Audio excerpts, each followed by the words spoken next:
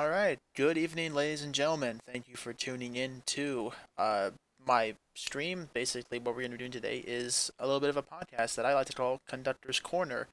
And our special guest tonight, TheBuriedTruck. He's our special guest tonight. He's not currently here, but he will be with us shortly. Basically, we're, as I like to think of it, we're all each one conductor. Jord is the Ringo conductor. Brennan is the Talyllyn conductor. Mike is Baldwin, and I am C. Junior. And speaking of other conductors, I'll let the other two introduce themselves. Okay, I guess I'll go first. You want, yeah, go first. uh, my name's Brennan. On Twitter, I'm the Red Ginty. You probably know me from basically every stream I've ever been on with like these guys. Like we all do streams together, and is it obvious enough that I didn't know what the fuck I was gonna say?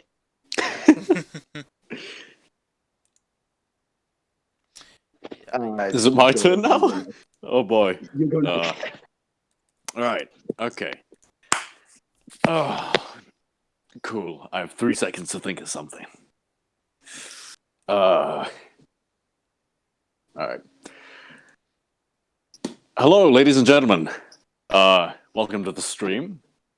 I believe you know me from various other streams, which aren't mine, or you may know me from mine. Of course, I'm Mr. Jord. Well, no. I'm not Mr. Jord. I'm just Jord. I'm just Jord now. I got to get used to that. You're a CEO. I'm the CEO and founder of Jord Corp, and car insurance salesman extraordinaire.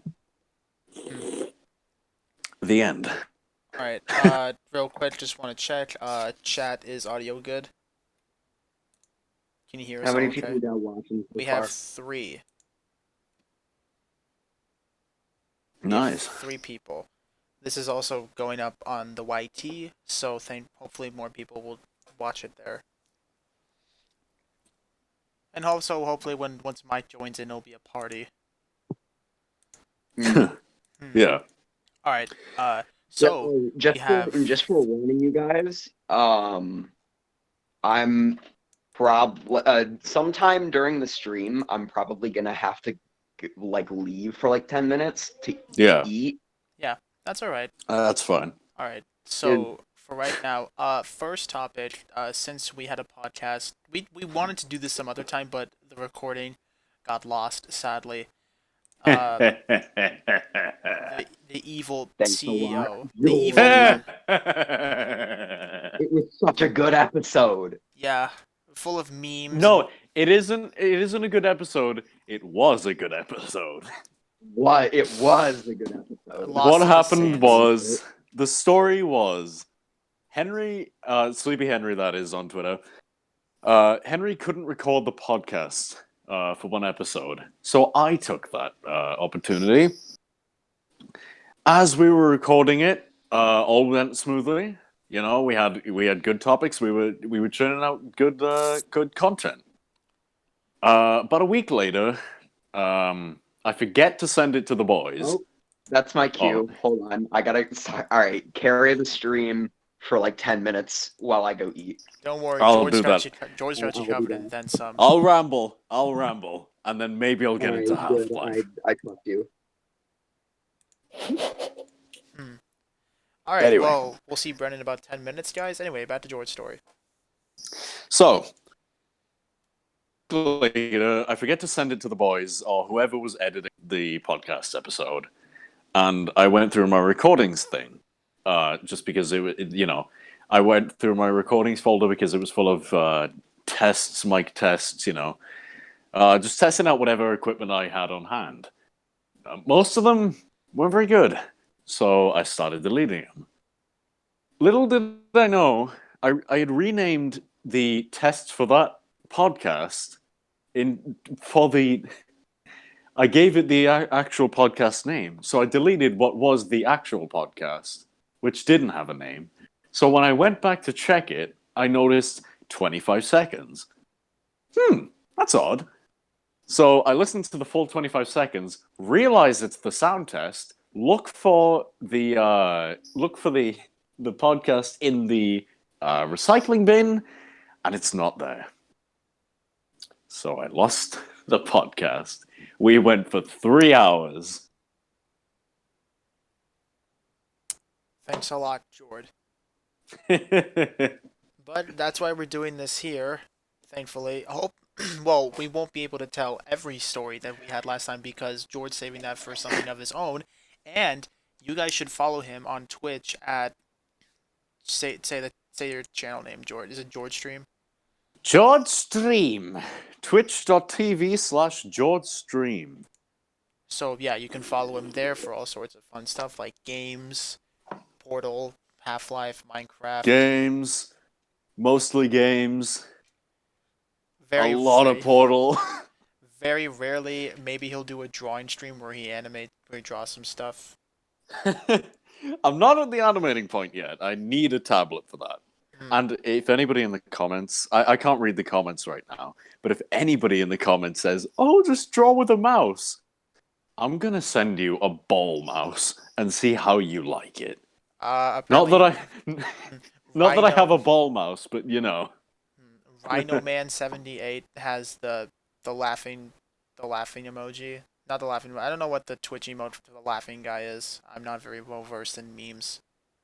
Hold on, let me check chat. Let me. Yeah, you're a mod, so. Oh, pardon me.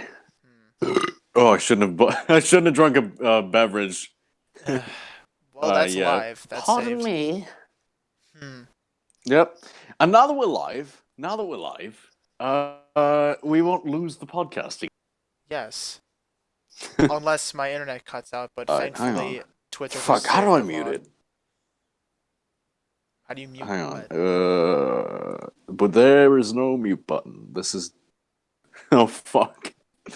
What did you do? This is. Hang on.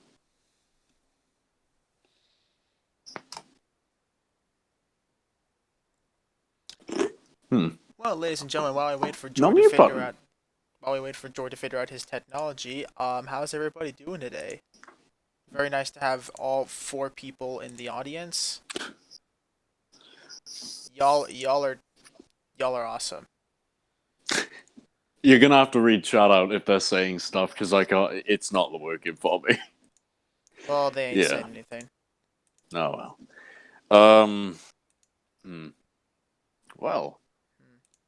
So how have you been? I have been alive. I have been trying to figure out stuff. Today I've been doing classwork. You know, quarantine is no fun at all for any of us. We've been losing our minds and our senses of time and space. We're going in. I've been going insane. After I finished a model for a very special thing that's coming out soon. But How soon? Give or take the end of this month. Okay. I think. But anyway. After I've been trying to fix and fine tune the model so it doesn't break. It doesn't break all that often. It still does that, but either way, the amount of glue I've used, I think may have gotten a little bit tipsy from the glue. My room smells horrible. So what you're saying is you're getting high off glue fumes. Maybe. That may be. It doesn't help, but the glue came in a package from Japan, filled with materials to build, or tools to build Gundam robots or whatever they are. So yeah, for all I know, it could just be weed glue. So you admit that you've officially smoked weed in some form? Not smoked. Well, snorted. You've snorted it. I've not snorted it either. It's gone through my respiratory system, I would say. Not officially though. Well, speaking of things that we've had the unfortunate experience of interacting with, I have a story to tell about something similar. Oh boy. You've already heard this story during the Lost podcast. This is the thing. This is what I like to call the hot sauce story. So, this Oh, I was remember this one. Yeah, yes, yeah. this was about 2 years ago, and this was in university. I lived in a dorm in university for sophomore year. This was second semester, and it was a Friday night. I was getting ready to go home for the weekend, as I live like 10 minutes away from my university, so I go home for the weekends. But I go into the kitchen, grab something to eat before I go. Like, typical I want a snack behavior. But I go in there and someone else in the dorm is like, "Oh, hey, you want to try this hot sauce?" And if there's one thing you should know about me, it's that I have a very low heat tolerance. I realized this years ago, and I don't eat spicy foods because of that. Like, I don't even like anything above like barbecue level sauce. I can't eat because it's too hot.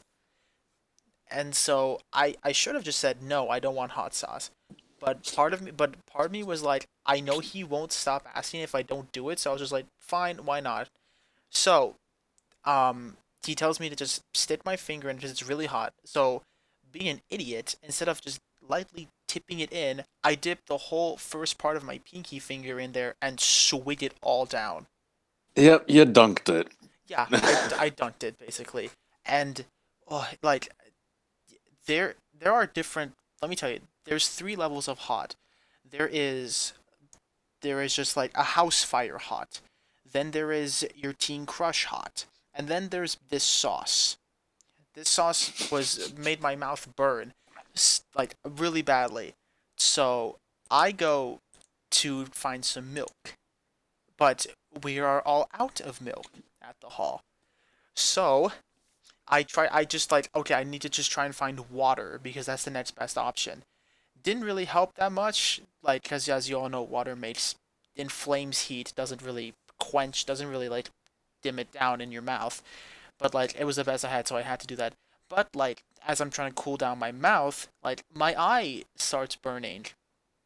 And so I'm like, well, that's weird. It starts getting worse and worse, and then I realize, oh shoot, I accidentally touched my eye with the hand that I put with the hand that I dipped my finger in. So now I have hot sauce in my eye, and I can't even open them because it hurts that much. I am burning up. My eyes are on fire. I can't open them. I'm crying. My mouth is burning. So I literally, the only thing I can do is go to the bathroom, take some wet paper, soak some paper towels, and dab my eyes for 10 minutes as I just slowly try to cool them off.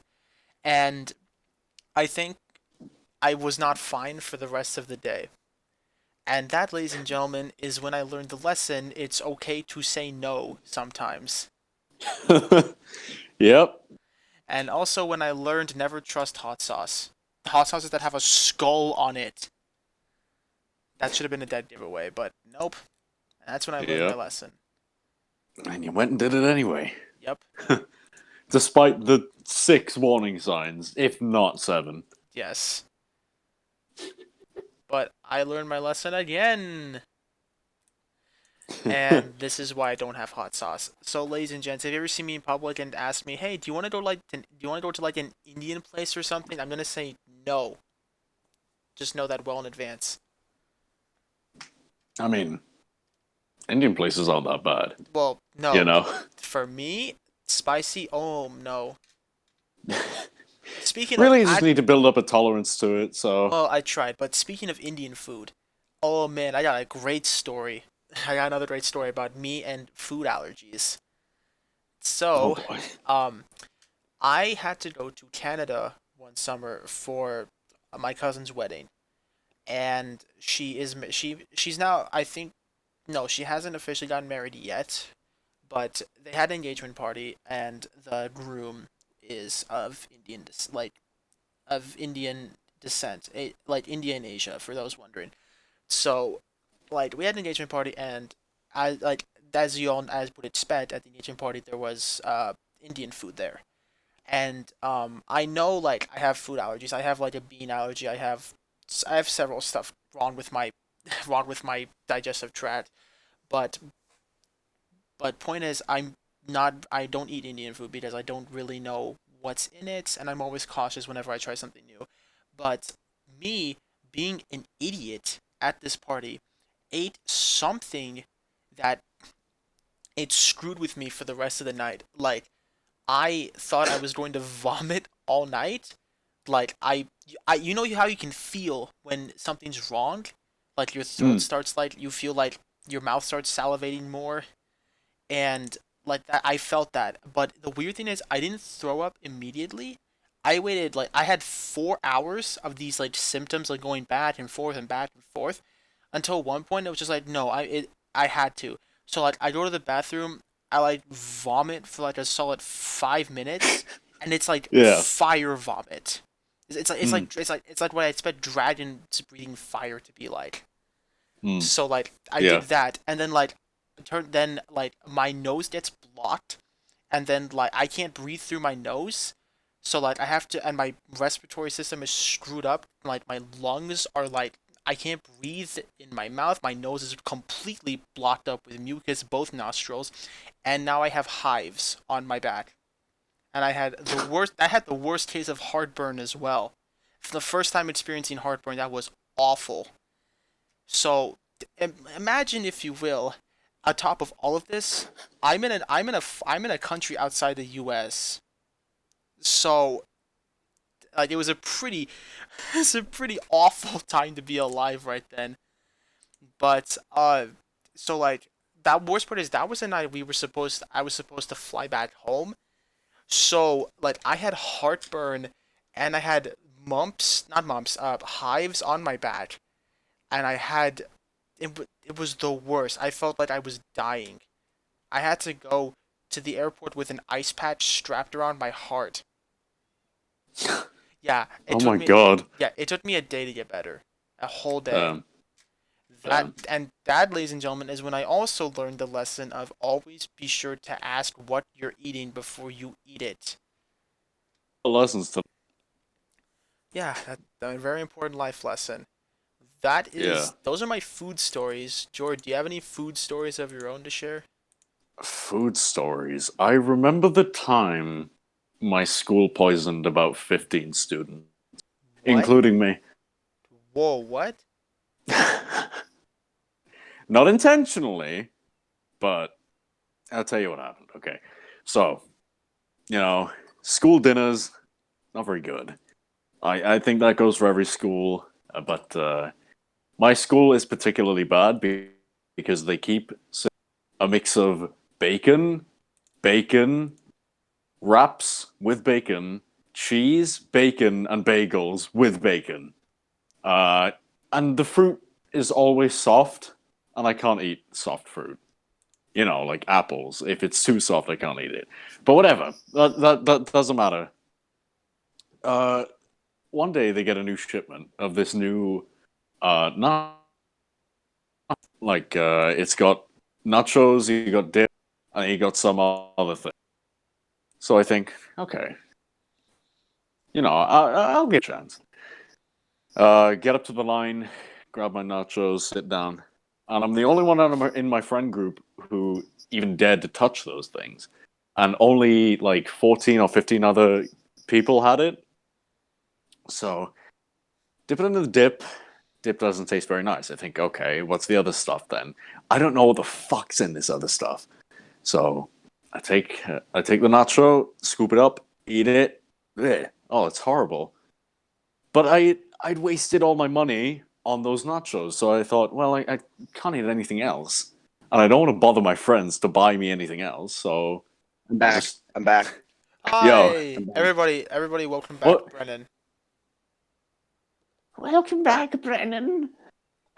So what did I Where miss? have you been? What did you do? Anyway, All right. you've made it just in time for me to retell my nachos story. Or well, it's a new telling for the audience, but again. Um, so I I think, well, I can't bother my friends for money because then I'll be called poor. So I continue eating. The unknown substance is like really taking a toll on me. I think, damn, this really isn't good. It's to the point where when you put it in your mouth, you want to spit it straight back out. But it doesn't matter. I ate it all anyway. There were a couple nacho chips left, so I left everybody else eat those. They're just like not Pringles, Doritos. They're the plain Doritos, which nobody likes, but you know they have it. And I put the plastic plate. Oh, not plastic plate. I put the paper plate in the bin. Then I'm on the bus, going home, and my stomach starts a rumbling. And I think, okay, yeah, I'll just get it out my system later. Easy. Go to the bathroom. Then I launch my Xbox and play Sonic Adventure 2 for a bit, because it was a Friday. Then my throat starts doing that thing where you can tell you're gonna puke, and I think, oh, for fuck's sake, I'm in the middle of Sonic here. I just want to play. So I go to the bathroom. I sit down for waiting. Nothing's coming up, so I'm like, okay, I'll go back and play Sonic.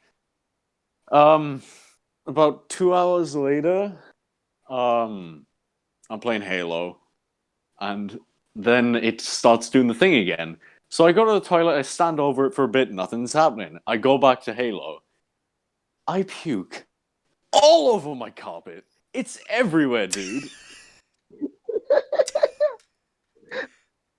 It's not when I was standing in the bathroom. No. It had to be when I sat down to play Halo.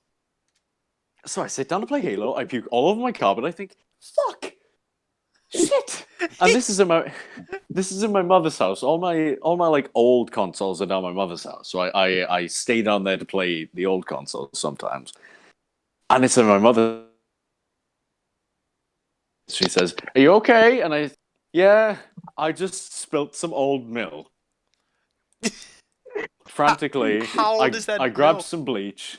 I grab some bleach from the bathroom. I fill up a tub or like a bucket or whatever. I start like scrubbing. I go full like I go full 70s housewife. I'm scrubbing the carpet the hardest I can. I like scoop it all. I scoop it all up. I dump it in a bucket. Dump it down the toilet. Flush. And then I think, okay, I'm gonna be sick again just because I had to clean up the puke that was in the carpet. Not on the carpet, in the carpet. It had like crusted a little bit. But after I scraped a few little bits, I was like, okay, I'm gonna puke again. And I start puking into the toilet. Then I feel my stomach has nothing left in it. So I got to that point where I was just like, my head was like above the bowl, but I was just screaming into the bowl because there was nothing in my stomach. I was just like, ah, into the bowl. So Mum was like, "Are you sure you spilt milk?" And I said, "Yeah."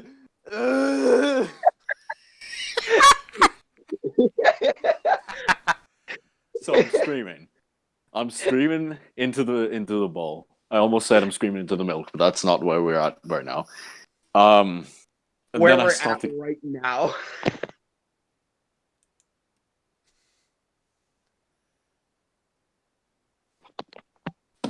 I've starved myself plenty of times because I've been puking everywhere. I'm not gonna let it do this to me this time. So I make myself a full fucking gourmet meal, a full platter of food. I scarf it down, and then it comes straight back up. I'm screaming into the wall again. So I try to drink water, screaming into the wall again. Anything I try to do, like painkillers, anything to numb the pain, and it's not working. So then, like, a little bit of stomach acid comes out, and I'm thinking, damn, this is getting bad. And I just keep screaming. Not just screaming in my room. I have a bucket next to me. I'm like shaking. but I'm still playing Halo, so it's all good. It's all good. Then I go to my real home, my grandfather's house. I sit in my bedroom for a bit, puke a couple more times because I'd eaten food by then. Then I went to sleep. Next day, had the shits. So not only was I puking the day before, but I had the shits the next day. So I was on the toilet all day. Essentially all day, anyway. Not literally, but anyway. Hey, yeah. Hope you like this story, chat. Like, hope you like this opening to this podcast. This is probably gonna get uploaded. Yeah. Hope you're not eating, but either way. Can the name of the episode be "Screaming into the Bowl"? I will think about that. Yeah. But anyway, the next day comes. I'm fine. I think, Jesus Christ. It's over. It's all over. And then Monday comes. I go in. Turns out, everybody who had the nachos, they were all still at home, and I was a trooper and went into school. And then, the shipment that they had of the nachos, straight in the fucking bin. Like, they don't want to risk getting sued. So they throw all the rest of the nachos in the bin, and the 15 kids at home are probably screaming into their bowls. So that's the story of the nachos at my school. One time we had them. Did they figure out what was wrong with the nachos? We have no idea. They did not follow up on anything. Oh my god. In true public school fashion. Yep. But yeah, that's the time I was poisoned by my school. So. All right.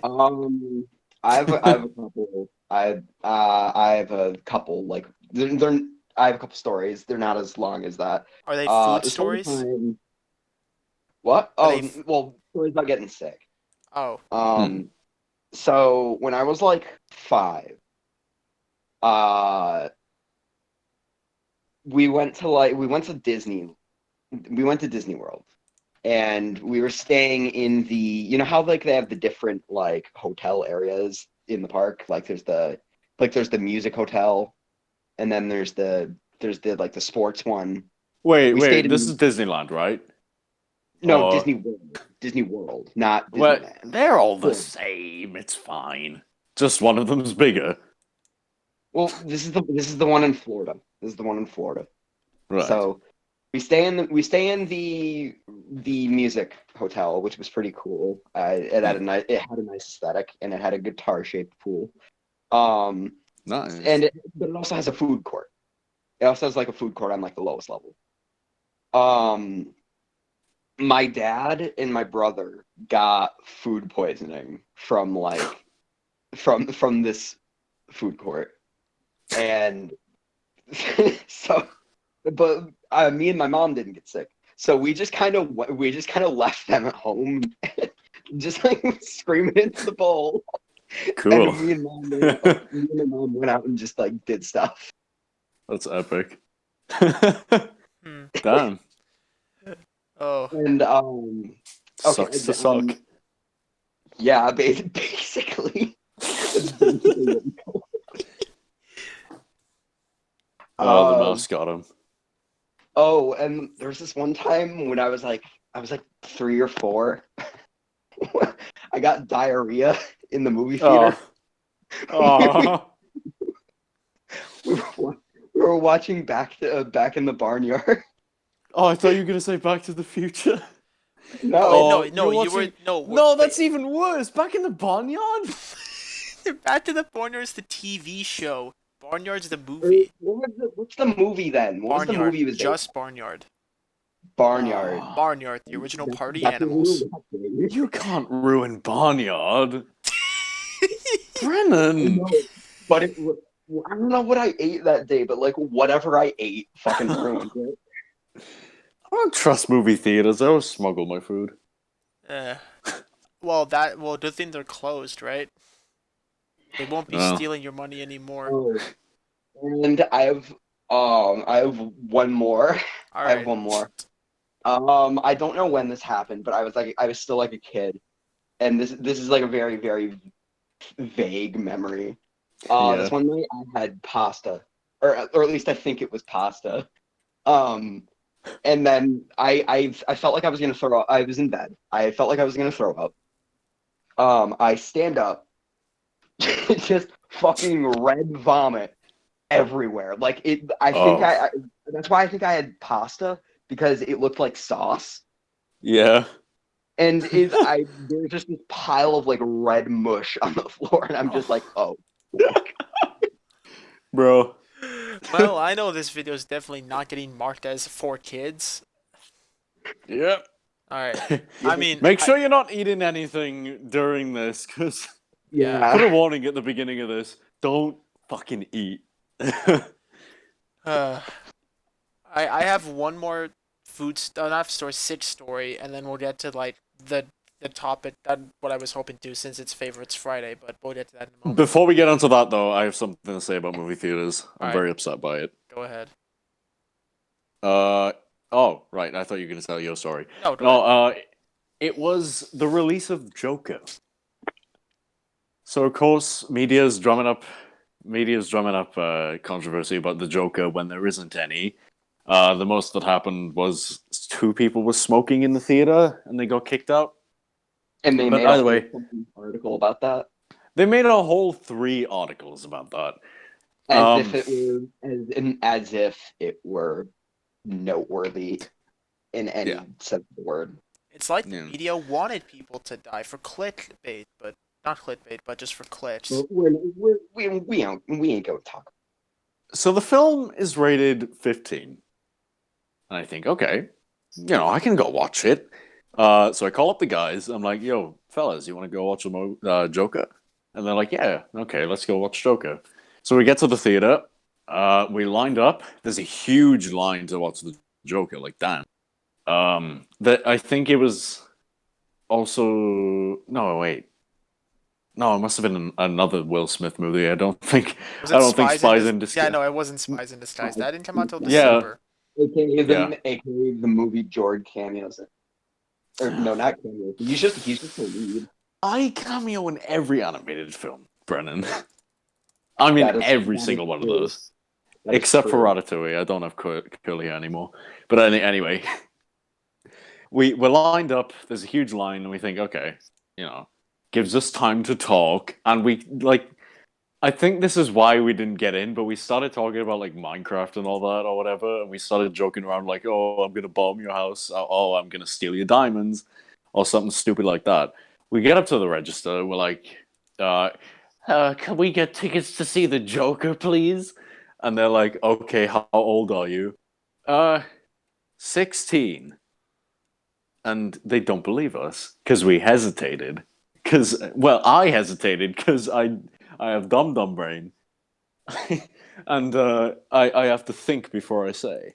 But anyway, I say I'm 16. When were you born? I say when I was born, and they still don't believe me. They say, "Do you have any ID on you?" And I said, "What? I can call my mother if you want. I like fucking why would I carry around ID? What am I gonna do?" But anyway, they don't let us in, so we're kicked out, and I'm so upset. I buy a 10 pack of pepperonis, and those are like Slim Jims for you Americans out there. But I buy a 10 pack of pepperonis. I eat the entire thing in about 5 minutes, and yeah, I was very upset. Yeah. Hold on, really quick. I'm gonna share the image from Spies in Disguise for the for the Twitch For the audience. Yeah. There it is. I'm trying to think if I have any stories about movies. There you go. That's what it is. Yeah. Other than the one I told last time, I don't think I have any movie theater stories. Hmm. I mean, I guess I could tell it again for the Twitch audience. It's not a it's a pretty short story. Okay. So basically, when I was like 10, they were showing one of the Star Wars prequels in theaters again for some reason. And I don't for whatever reason, I went and saw it with a couple friends, and we were like the only people in there, and there were only like a couple other people. I don't There see were any it was, downsides to like, this so far.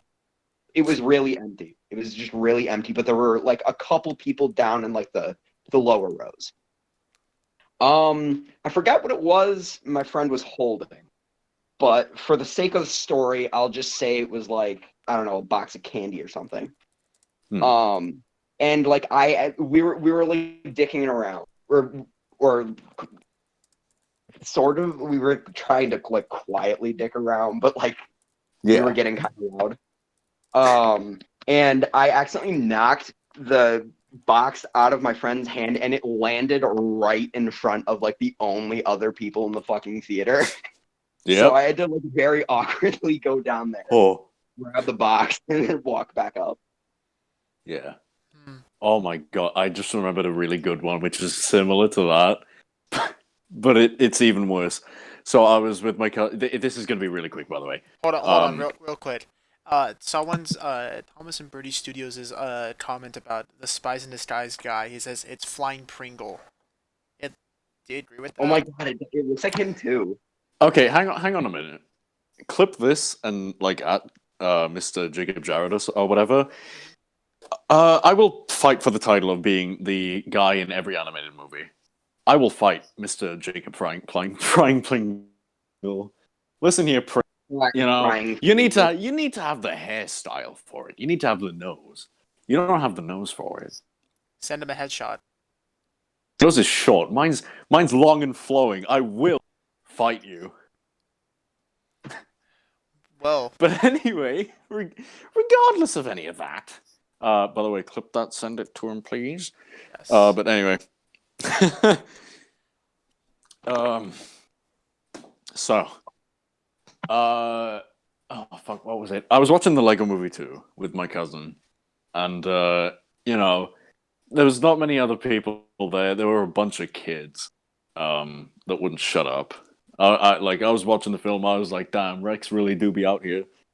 And my cousin, like, he had a massive box of popcorn, but it was like salted popcorn. And I was like, "Ew." Uh, then he goes to like punch my arm for some reason in the middle of the film because I coughed. And then like I block his arm, but I hit the popcorn. It lands on the people in front of us. So what we do Oh no. what we do is duck. We duck and peek through the like crevices of we duck and peek through the crevices of the seats to watch the movie. That's my Lego movies my Lego Movie 2 viewing experience. Oh my god. All right. Speaking of things we've watched, in a theater or otherwise, I think now is a good time to transition into talking about our favorite things related to Thomas in general. As you've seen, the title of this stream is Favorites Fridays, so we'll just be talking about our favorite things from different parts of the show, all the way back to the books, even. So I think Is does it have to be just Thomas, or can we talk about like other stuff as we'll well? start with familiar territory and then we'll go out. All right. I like Timothy the Ghost Engine. All right, I guess Well, first question would be like, who's your favorite character and why? I'll let George start. I don't have a favorite. And that's not because, like Audrey said, they're family. You can't have favorites. No. I just don't have a favorite. They're all so good. I think mainly, in terms of the arc, I like Thomas best. Because, as we've discussed many times, he goes from cheeky little sod in season 1, and then, like, by season 3, 5, he's like grown up, and he gets empathy, and he's not a little asshole, but he is when he needs to be. Yeah, I think the best indication of this is that in the first episode he's like, "Why don't you work hard like me? Like, wake up, lazy bones." But then, like in season 5, Make Someone Happy, he's like, "James, why don't you think about someone or something else for a change?" And I think that's a great way to show like the development that he went through these first 5 seasons. Thinking about it, the first episode, like the first story, technically, the first episode is a really good, like, it's just a good story. I like it. Thomas is like, "Why did you work hard like me?" But then Gordon shows him that other people do work hard, just in different ways. Like, it's not all about you, Thomas. And then he kind of learns that lesson, but still plays around with him. Yeah, I don't know. I just like Thomas. I know that's predictable and cliche to say, but he's a nice guy. I see why Britt wanted him to be the main guy. Yeah. I think, I know you said Thomas was a predictable answer, but honestly, I think there's two other characters that most people would say would be more predictable. Edward and James. Do you like them at all? Of course I like them. I wouldn't have made a series about them, bro. I Um, Who's better? Better. See, they're both good. Does it depend on the day? Yeah, it depends on the day. All right. So there's his 3 favorite characters. Brennan, what about you? My top 2 are Percy and James. Percy because he's got this really good balance of being this little fucking gremlin and being really like innocent. And they balance each other out, and it's really good. James because he's an asshole, but he's like the good kind of asshole. Like I guess he's an endearing asshole, but like he's not always an asshole. Like there's more to him than just that. Yeah. Yeah. So that's why James is good. Yeah, I feel like in terms of James, he's essentially 2 characters depending on which era of the show you start watching. I feel like for seasons 1 through 7, he's pretty tolerable. He's entertaining in his own right, and I actually like him, which is the important thing. But then season 8 onwards, I cannot stand him half the time. He has like one good Yeah, episode. nowadays they've kind of screwed up his character, but then again they've done that for everyone else too. Yeah, Yeah, I was gonna say, to be honest, everybody's like changed dramatically. Okay. Everyone has been flanderized at this Yeah, point. but I don't think like okay. I think that like for a clear indication of how butchered, like James has I think 2 good episodes from season 8 onwards. Like episodes I would actively rewatch and say, you know what, that's a good episode with James. And those are All in Vain and Engine of Many Colors. I think those 2 are the best James episodes. But What about Edward or not Edward James the second best? That's a good one. Oh yeah, that's all right. But I think those 2 are way better because like he's not jealous of anybody. He's just trying to be like an honest guy. But like it's his own ego that does him in, but he's not like angry at anybody or being selfish about anything. And I get that's a part of his character, but it's nice to see him not just be a stubborn sod all the time. But I think there's no in the same season as Many Colors, we had Apology Impossible, and I think that is the absolute worst showing of James in any episode. Oh yeah, Apology Impossible sucked hard. That it really should have been a Diesel episode. It really should have. But I think that Um, the fact that Many Colors and Apology Impossible came out the same season and less than about 5 episodes apart. That wasn't a Diesel episode? No, it was Philip. What and episode James. did I watch then? Did you watch What? that? are you thinking of like you might be thinking of another episode because like Apology Impossible is the one where like James and Philip are on the bridge and they won't move Oh, because that's what that's about? Yeah. Which one did you Really? watch? Yeah, what did you watch? I watched the Diesel episode, and like Thomas threatened to blackmail him or something. That was the Diesel Ducklings. and the Ducklings. That's from season 19. That's 20. Or Why? season 20. They all have like very. It's probably just me, but they all, to me, have very similar plots. No, they don't. They're not even similar at all. I don't know, dude. It's just the titles. Diesel and the Ducklings Apology Impossible. Yeah, I don't see the similarities Apology there. Impossible does not have the letter D in it. No, listen. When I think when I think Apology Impossible, I think like, oh, never mind. I don't know what this tangent is. I move on. All right. I'm just gonna embarrass myself more.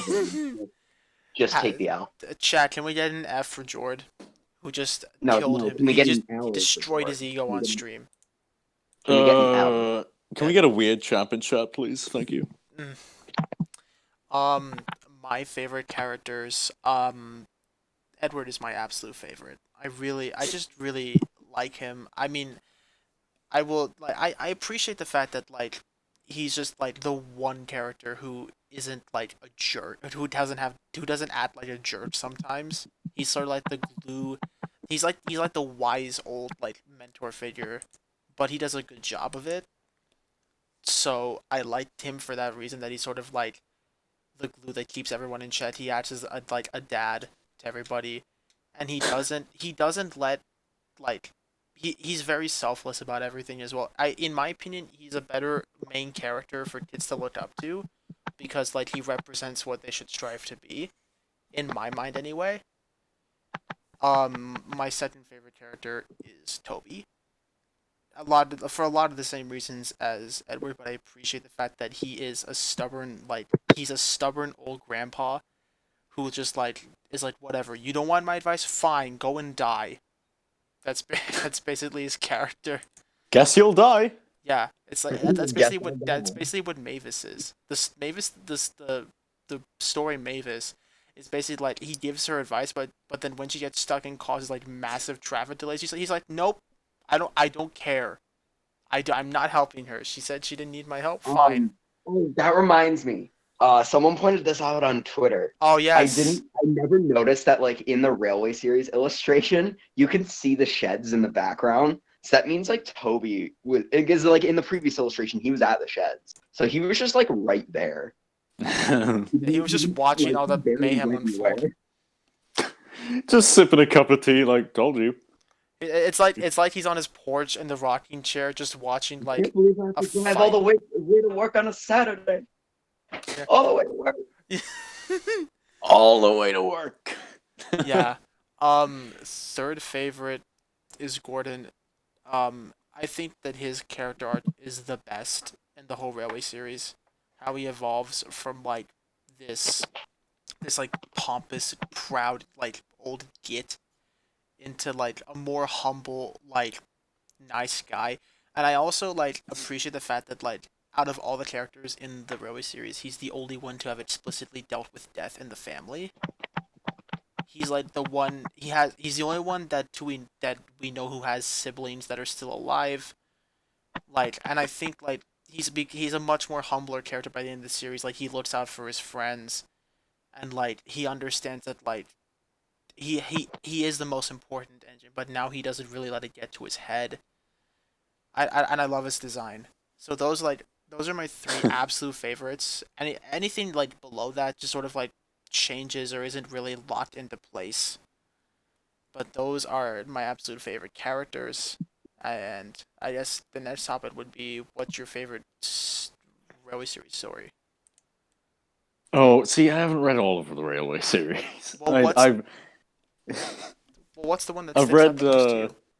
Okay. I feel like I have, but like I don't know. Though I will say one story I really like is Gordon's Whistle. Hmm. Yeah, I don't know if I have a specific a specific favorite story, but I'd say I like the concept of the later Audrey Railway series. Kind of. Not like flat running board era Thomas, but like, or whatever that So like, that bit was called. after branch line engines. What's the one where they go to London The or whatever? eight famous The big engines. city. The eight famous The big engines. city. Yeah, I think around that era. So like the 'Cause John T. Kenny illustrations era. John T. Kenny illustrate. Oh, I also do like the one that does the realistic ones. Those Gunnifer are and nice. Peter Edwards. Yeah, those are my favorite. They are my favorites. Nah, I gotta say John T. Kenny's my favorite. They're both really good though. Uh, I like the concept of it. I don't necessarily like the stories because it still feels empty. Like the first couple railway series books, they felt empty because like the railway was literally just starting, but you know it's in its infancy. But it still feels a bit empty. But I do like the concept of it. Like they finally getting their groove. They're finally and Gordon Goes Foreign too. I like that one. Yeah, I like the concept of it because now people know the engines. They know they exist. Like it was actually supposed to be the series finale. And Yeah. then Audrey decided like, nah, and There's kept way writing. more. Yeah, there's way more stories to tell, and good on him. Actually, I mean, good on him for that.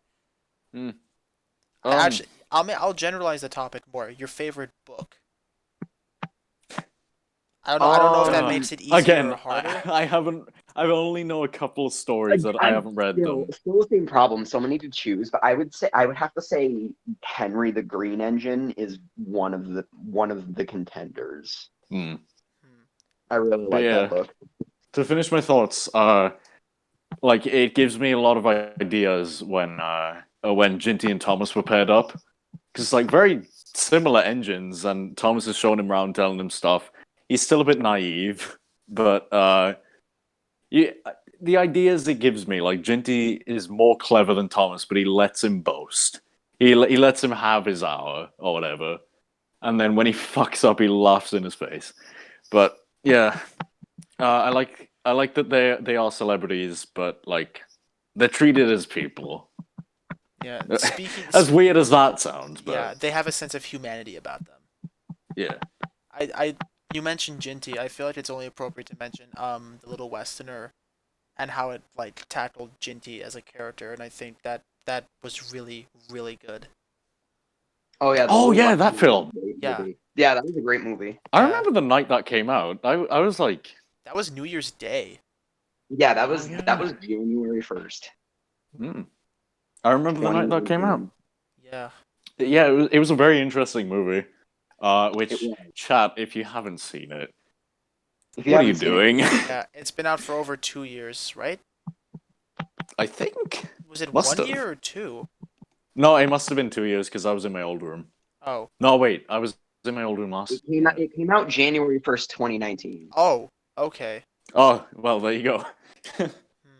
I will say, very interesting story. Yes, I love Dan's voice. Dan just makes the character. Actually, I have a topic.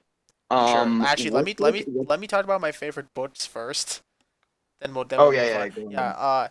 My favorite books. I mean, I love Enterprise and Engines. Who doesn't? Very, very great book. Some of the best stories in the series. I thought you were talking about Matt then. No, I love Matt. Matt's a great guy, though, and you all should check out his new video, written coincidentally by TheBuriedTruck, who will be joining with us shortly. Hopefully. Just a matter of time at this point. But I love Matt, but I love Enterprise and Engines as a book. I love the topic it addresses. I love how it shows how each of the characters handle it differently, and like it has Super Rescue. And how can you not like Super Rescue? Remind me again of what that is. Super Rescue is the one where that's the one with D199 and Henry moves 2 diesels at once because they both right. Down. Yeah, I remember that one. It's easily the most remade story on YouTube, easily. And it's a great story. It's like the end of Henry's arc in the Railway series. Really? Because again, I know I said this earlier, but it does just feel a bit empty to me. Well, I mean, to be fair, it was one book I don't know. every 4 years, and every book only had like 4 stories. Yeah. And Oh I mean, well. I don't know if it needed more. That's what the TV series is for, but like, That is definitely just me, but you know. yeah. I mean, okay, but I love Enterprise and engines. I like mainline engines a lot too. I don't know. I mean, I know it's called mainline engines, but I love how most of it takes place on Edward's branch line. Very, very ironic title. Mainline Engines has my favorite Railway series story, which is Edward's exploit. I mean, I know it's a lot of people's favorite, but it is mine too. I just like if you like look at the story, like Edward is literally like he is like I don't want to. He's literally like damaged beyond like what we've ever seen before in the books, for that matter. Like it's wet. Like he has no side rods. He has a full train. He's on a time limit, and he's in like terrible pain, but he still pulls through in the end. And his driver has to sit in the front of the footplate with the steam Yeah, belching out of his funnel, fireman. throwing sand on the thing. Yeah, it speaks to the character, and that's why it was my favorite character. I gotta say, I wonder, like, I wonder what that's like riding on the front, just throw fucking sand. Yeah, especially with Like, the you just, conditions like, that they were in. You If just, like, riding, take I'll tell you this: if how do you riding do in a that? Do you, cab like, seems how did it scary, get under the wheels? Do you just like take fistfuls and just like throw it?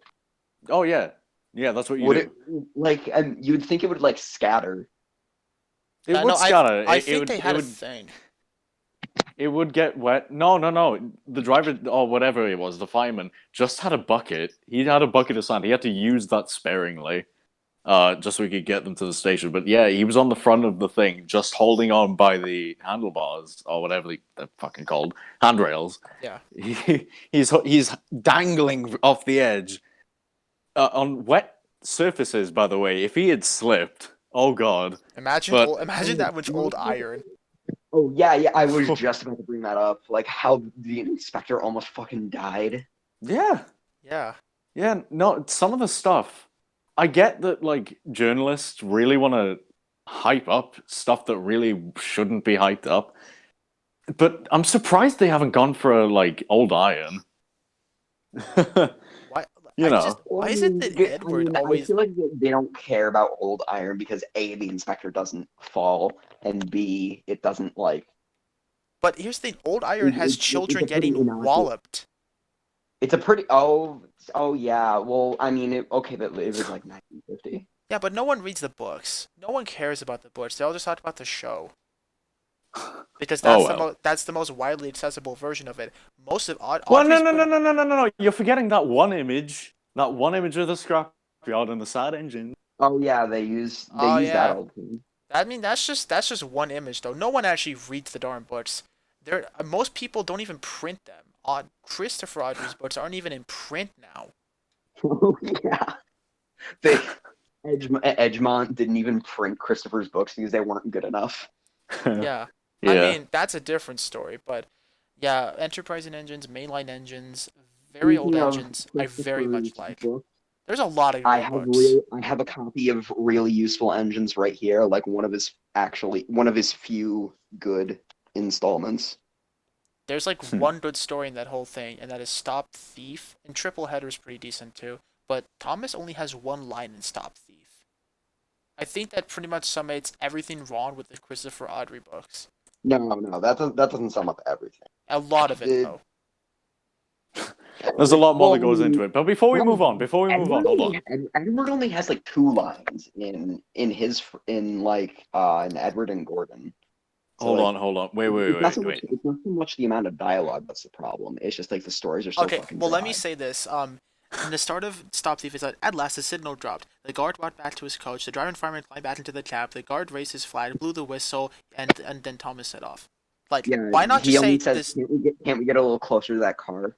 But like that doesn't sum up that's not the core of. Well, no, I was Christopher's referring to the opening part where like it's like at last the signal dropped. The driver and fireman climbed back to the cab. The guard went back to Clarabelle. He blew his whistle, waved the green flag, and everything. And Thomas set off. Why not just at last the signal dropped and the guard blew the whistle and yeah. Okay. Can we move on now? Yes. Oh, okay, yeah, I get what you're But saying. before like, we move on, like, before he we move on, described everything. Gotta get a new beverage. All right, continue. Yeah, okay, I get where you're coming from now. It's like he could have just said, "Oh, the signal dropped and they were off," but like, no, he described everything. Yeah. Okay, let's move on. Yes. That is All right. We a lot. Of fellas, we have to keep on track, please. Yes. What's the worst Railway series book? the worst Ugh. one. Yeah. I mean, I know Jord hates it all. Okay, obviously not counting Christopher. Yes. When not did I counting say I Chris- hated it all? I'm kidding. What? I'm exaggerating for the sake of comedy. Bruh. I would Anyway. I would have to say the twin engines. Really? Yeah, I mean, okay. First of all, you got Hello Twins, which is just literally just exposition. You got the missing coach. I don't even need to go into why that one's terrible. But, okay, actually, Breakvan's all right. Breakvan's all right. But then but after that you got Deputation, which is okay, but it's a little anticlimactic. I want to All say right. this about the missing coach. Like, It's a pretty dull book. yeah, I want to say this about the missing coach. Like, regardless of like the fact that the plot's confusing, there's a lot of very nice character moments in it. But compare that to something like Thomas and the Guard, for example, in which Hold on. Somebody's joined. It's me. it's Mike. Hello. Ladies and gentlemen, welcome the Buried Truck, our special guest this evening. He is our Alec Baldwin conductor. Sorry I'm late. Yes, It's fine. he was It's busy. fine. He was making more gold dust. It's okay. It's true. It's a very labor intensive job. Yeah. Thank God you have. Have you been You gotta make unionized? sure the feds don't find out. It's strictly a one-man operation at this point in time. There's no help from any of the family. I mean, Yes. just have Pepsi. I don't see the point in gold dust anymore. You know, when you put the gold dust in a can, that's when it really goes south. You know. Magic Railroad, and all the gold dust is just replaced by Pepsi. Yeah.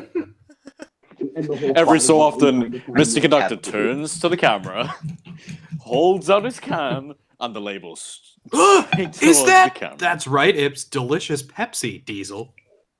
Yeah, he just like turns to the camera, just like a little wink. He wakes up from his nightmare. I gotta find more Pepsi. It's And if I Pepsi throw Man. this in your tank, it'll quench your thirst in the most delicious of ways. Thomas and the Pepsi Railway or Railroad. He's got to find the secret Pepsi recipe. Thomas and the Product Placement Railway. Yes. Pepsi Man. Pepsi Man is Burnett Stone. Wait, yeah, no. Of course Pepsi would seize a piece of his tank because he drinks Coke. He almost threw Mr. Conductor off the viaduct because he wouldn't give him his Pepsi. I just Okay, don't. new plot. PT Boomer is the president of Coke Corporation and is trying to monopolize Shining Time into the biggest Coke production plant. And he knows that Burnett is a Pepsi man, so he comes back with a vengeance to rid the Indian Valley of any and all Pepsi. Lady's just a Pepsi tractor trailer. Burnett's just like No. Lady is like those kiosks with Pepsi on top of it. And the Coke cans. Not the Coke cans, the Pepsi cans. Lady is just Pepsi Man, but a train. and then Burnett's just like I don't seem to believe in Pepsi anymore. All right, let's get back on track. All right. So, Mike, if you want, we just talked about favorite characters, favorite Railway series stories, and our favorite books in the Railway series. So, if you want to, I don't know, answer those questions. Okay, starting off big. All right. Okay, favorite characters. I mean, I think obviously everyone knows at this point. Henry is my special boy. He's just, I think, how do I put this into words? Henry has had the most interesting plot or character navigation throughout definitely throughout the Railway series. Like, obviously there's the whole like, he gets bricked up in the tunnel, then he gets out and redeems himself, and then he's sick, and then he gets a rebuild, and then he's the enterprising engine and all that. But even like, I mean, I know people think that I shit on Christopher Audrey a lot. I don't mean to shit on him. But I will say that I think one of his finest works is Henry and the Express. Oh, wow. It's I love that It's funny book. you should bring up Christopher Audrey because we were literally just shitting on Christopher Audrey. You guys were. I didn't say shit. Don't throw Jordan under the bus like that. Come I on. stayed silent. You Brits gotta stick together, huh?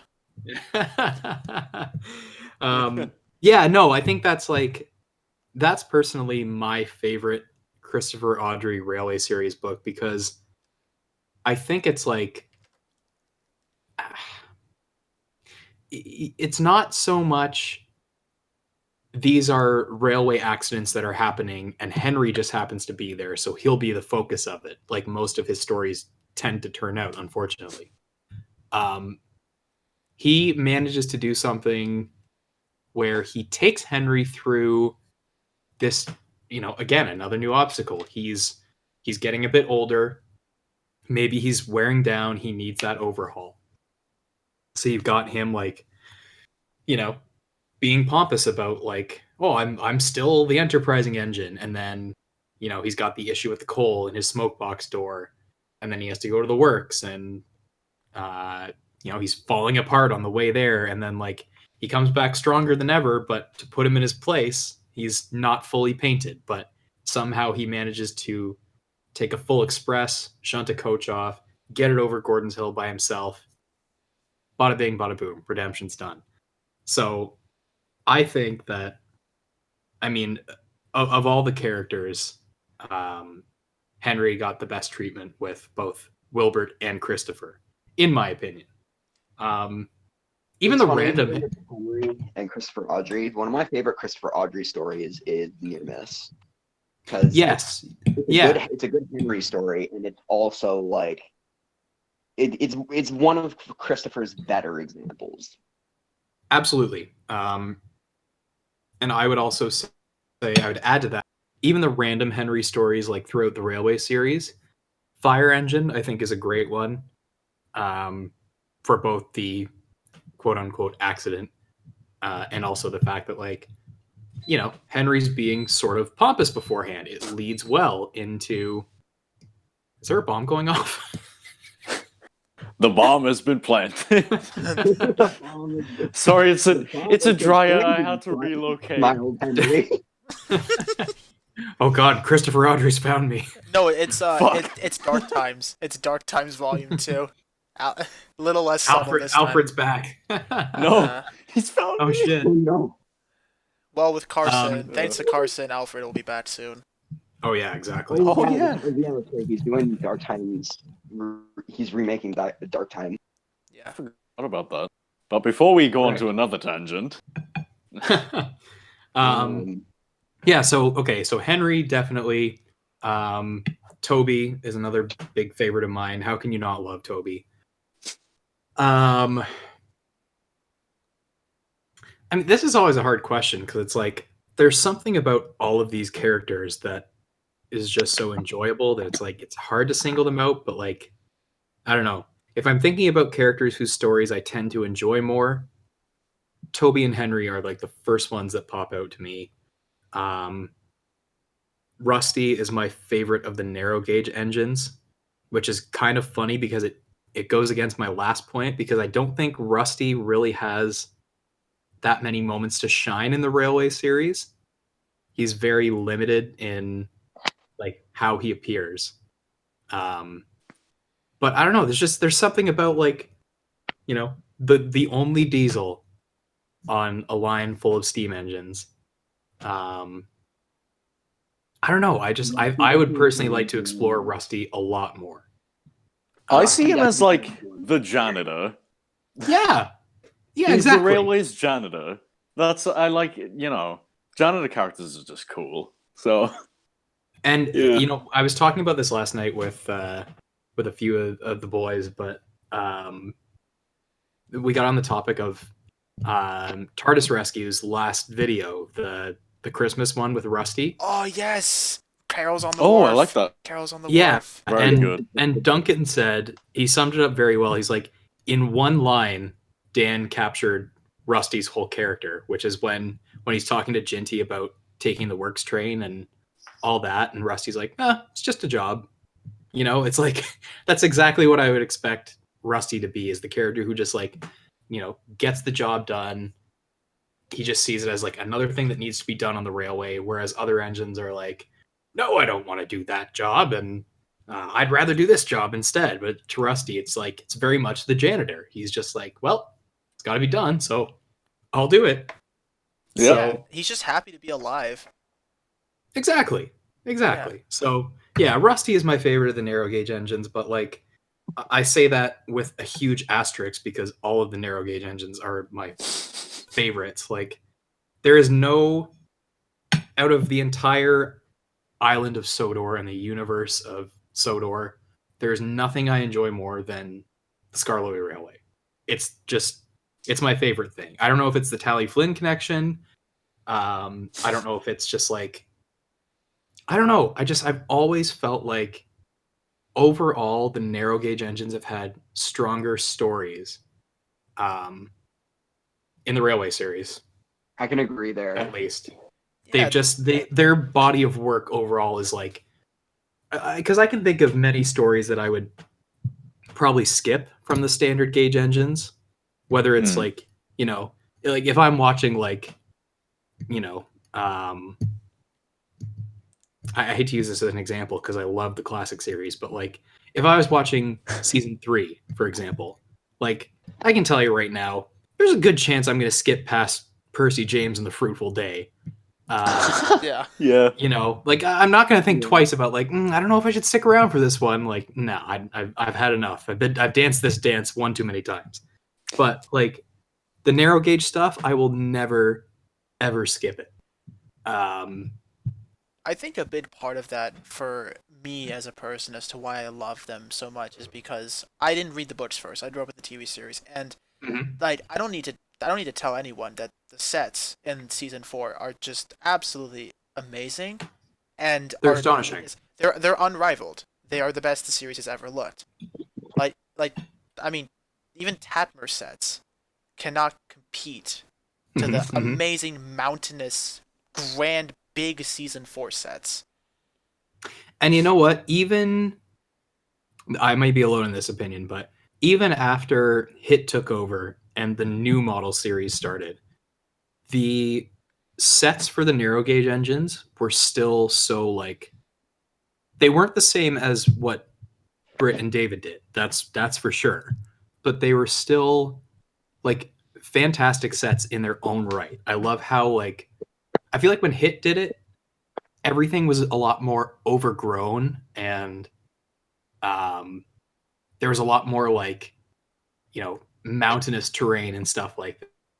It's not season 4, but it's still good in its own right. Yeah, like the Wharf set. I love the Wharf set. I It's love such the a- Wharf so much. It's Oh, such a cool idea. Great. hmm You guys saying that makes me think there's people who don't like the wolf set. Oh, there are. I There think definitely peop- are. Yeah, I think people. I can't get that concept. That doesn't translate to my language. I think it's because people just do not like what Hit did with the narrow gauge engines, and it's understandable. and Like to be they fair- ruined Starloey and Rheneas. They ruined those characters. Like Which I will say, actually, the narrow gauge engines are, or their episodes in the Hit era are the ones that I go back to. Like if I'm ever having a hankering for like watching new series stuff, it's usually like either season 8 or the Skarloey stuff. And really, I think my only bone of contention is their treatment of Rheneas and Skarloey, because it's very much like, clearly they didn't give anyone a primer on like, hey, these are actually the oldest engines on the island, and they're very mature and wise. And someone was just like, oh, well, now they're go-karts. So That was go-kart. But Irenaeus. in saying that, clearly someone had some sort of idea, because when you watch The Magic Lamp, like, it's Skarloey who's telling the story. And Skarloey is then in that episode framed as like, oh, the old engine who knows like the old legends of the narrow gauge line and all that stuff. So like clearly there's like that one shining moment where they were like, okay, yeah, we get it, but then they just threw that out the window. So but anyways, what I was going to say is some of those stories are still actually good for the characters, because like if you think about the one that I think about is like Tuneful Toots. Like, I can absolutely see Rusty being the kind of engine who's like, I love my horn. My horn is the coolest thing ever. Like, I don't know.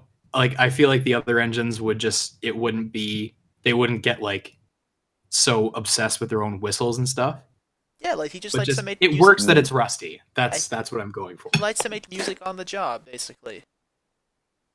Yeah, exactly. Like, he's got nothing better to do. He's fixing the line, so like, might as well enjoy it, you know? Yeah. But even stuff like Duncan in the Old Mine. Like that I one, love that episode. That is like a classic Duncan thing. I enjoy that. So all that to say, narrow gauge engines will always have the biggest spot in my heart. They are the best.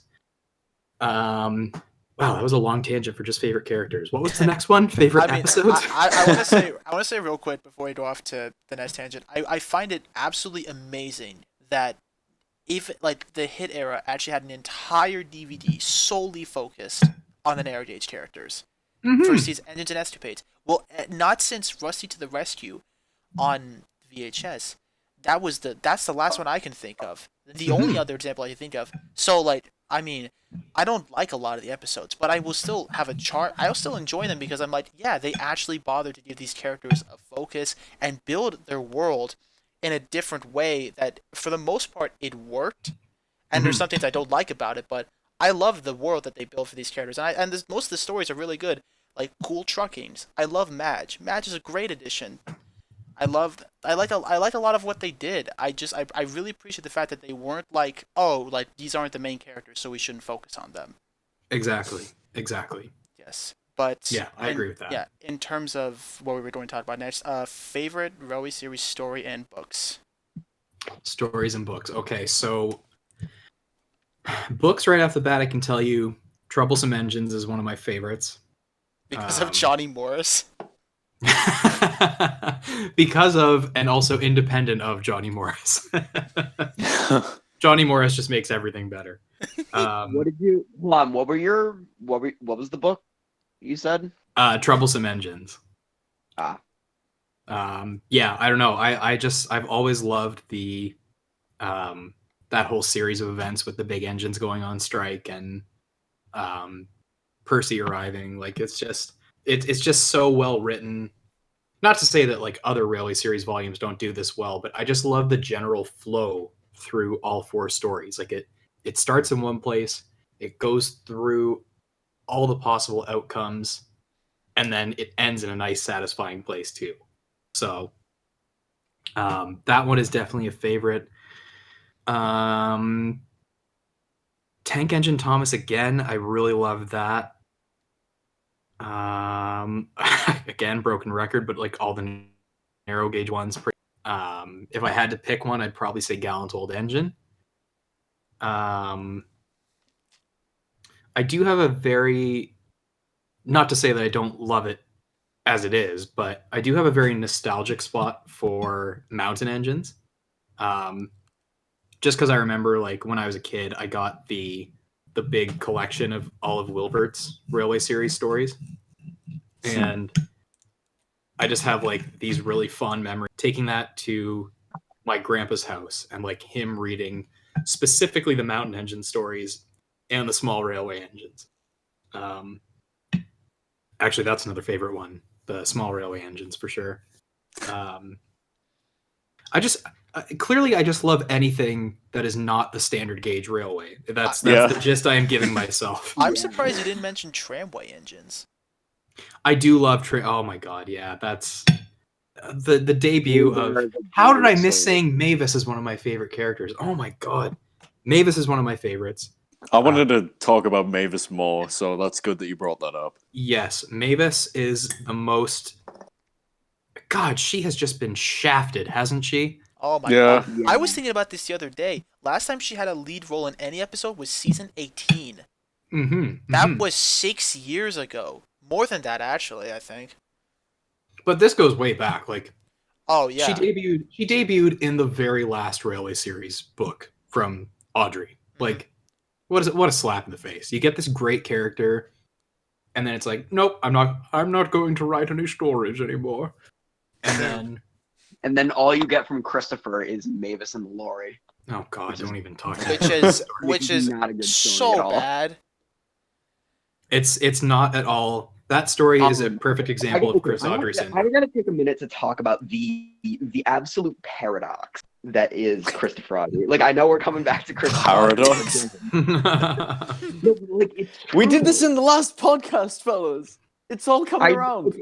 Okay, still, he can write the same story twice. One time it'll be absolute dog shit, and the other it'll be gold. It is so bizarre. Like, for real, read the Strawberry Special versus Toby's Megatrain. They're the same story, yet one is the Strawberry Special is literally it hits all the beats of like Christopher Audrey syndrome. Like it checked off every single box. But then Toby's Megatrain actually takes liberties. Megatrain. Like it actually takes place on Thomas's branch line and isn't just Toby's old tramway, which is like literally the basis railway of whatever Toby's line is based off of. And he's going up the branch line, so he's going uphill with 48 trucks instead of downhill. I mean, I know that sounds like a pretty arbitrary thing, but like it is still a difference. Right. And then with Toby's Megatrain, you got the whole thing about fishing from the river, and like his driver plays a trick on him, something that doesn't happen in Strawberry Special. Right. And it has just so much more charm and character, Toby's Megatrain, than the Strawberry Special, which is literally just it is the poster boy for Christopher Audrey syndrome. Yeah, and you know what? I don't know why I've just thought of this now, but I have to wonder if part of it comes from the fact that there was so much pressure on Christopher Audrey to write Thomas-centric stories because of the TV series popularity. Because you think about like all the things that he wanted to do. Like he had a whole volume and a whole character basically canceled because the publisher said they wanted more Thomas stories. Yeah. I have to wonder if he didn't have that pressure on him, if it would have allowed him to go to a more like to maybe find the writing more enjoyable. Maybe because he was like, well, if I can't write about the characters I want to write about, then I'm just going to phone this in because it's not enjoyable. Yeah. And if you look at like, although his annual stories kind of do suffer from the syndrome as well, a lot of his annual stories are a lot better than the book volumes. Near miss. And even Yes. then, the book volumes that don't focus on Thomas are pretty good. Like the volume that Toby's Megatrain comes from, Thomas Comes Home, it's a pretty good volume.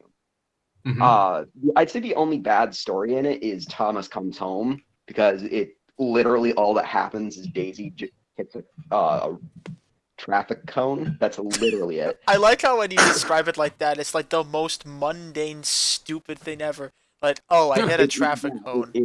Oh. Yeah, she hit the fucking traffic cone. That's the climax. To be fair, that would be something she would freak out about, though. That is true. I will also say she doesn't get it. She doesn't like freak out that bad though. I will say one good thing to that story, they brought back George. That I appreciate. Yeah, that's the only, I that's the only legitimately one. appreciate Mhm. that. That's And the only Brennan, I one. think to add to your point, I have to wonder if the annual stories are better because like he didn't necessarily have to write a set of 4 stories based around one character. Yeah, Yeah, Like I that is feel yeah. like with his Railway series books, you can look at his Railway series books and like there's usually like there's definitely 1 or 2 good stories in there. But then there's padding because you have to have those 4 stories. Like when I think of like I don't know, one of the ones that I enjoy more from him is Toby Trucks in Trouble. And like I really like Bulstrode. I really like Toby Takes the Road. Not so much Mavis and the Lorry in Special Attraction. Yeah, But exactly. Or Toby's Seaside Holiday is technically the original. sure, yeah, sorry. Forget those differences. Literally, the whole story is Toby flexed too hard. Mm-hmm. Toby dabbed on the haters, and the haters dabbed. Toby flexed too hard. He got a Rolex. Just let him have it. Exactly. So I don't know. I think the fact that with the annuals, it was like, sure, you have to write more stories, but you can make them about like whoever you want. Really, you don't have to do like 4 stories for this character and then 4 stories for this character. I think maybe there's a bit more freedom there. So that's yeah, my guess. yeah. There doesn't have to be an overarching narrative. You can just like, I just want to write like a one-off. It is much more lax. And like even for like Yeah, great books like Henry and Express, like you said, there's still sliding scales, which is like it's a Yes. decent story, but it doesn't really fit. Yeah, that definitely is a story that's like it's a great James story in its own right, but it's like what does it have to do with Henry's overarching thing in this volume? Um, which you know what, in fairness to Chris Audrey, like I get it, man. When I first started writing stories, I was like, I want to write about all the in between events of the Railway series, and I want to make like 4 story books out of them, just like the Reverend did. That shit is hard, man. Like the first one I tried was like when Duncan first comes to the Skarloey Railway. And like that was a bit of a struggle at points because I was like, how do I stretch this? I was basically dealing with the time between Trucks and Home at Last. That brief window of time between Peter Sam has his accident, Skarloey comes home. And it's like, in hindsight, I probably should have just done like 1 or 2 stories. But, when you're trying to stick to that Railway series format, I get it. It can be like you're trying to fill some sort of a void. So I get it. I get why some of them are just maybe a bit simpler, a bit less character focused, and more page filling kind of things. But yeah, all that to say, I get it, Christopher. I feel you. I don't mean to hate on you, but you know. Anyways, where were we here? Favorite Oh yes, we were stories. talking about yes. So tramway engines for sure. Poor Mavis. We'll fix you in future, I promise. Trying to think of other.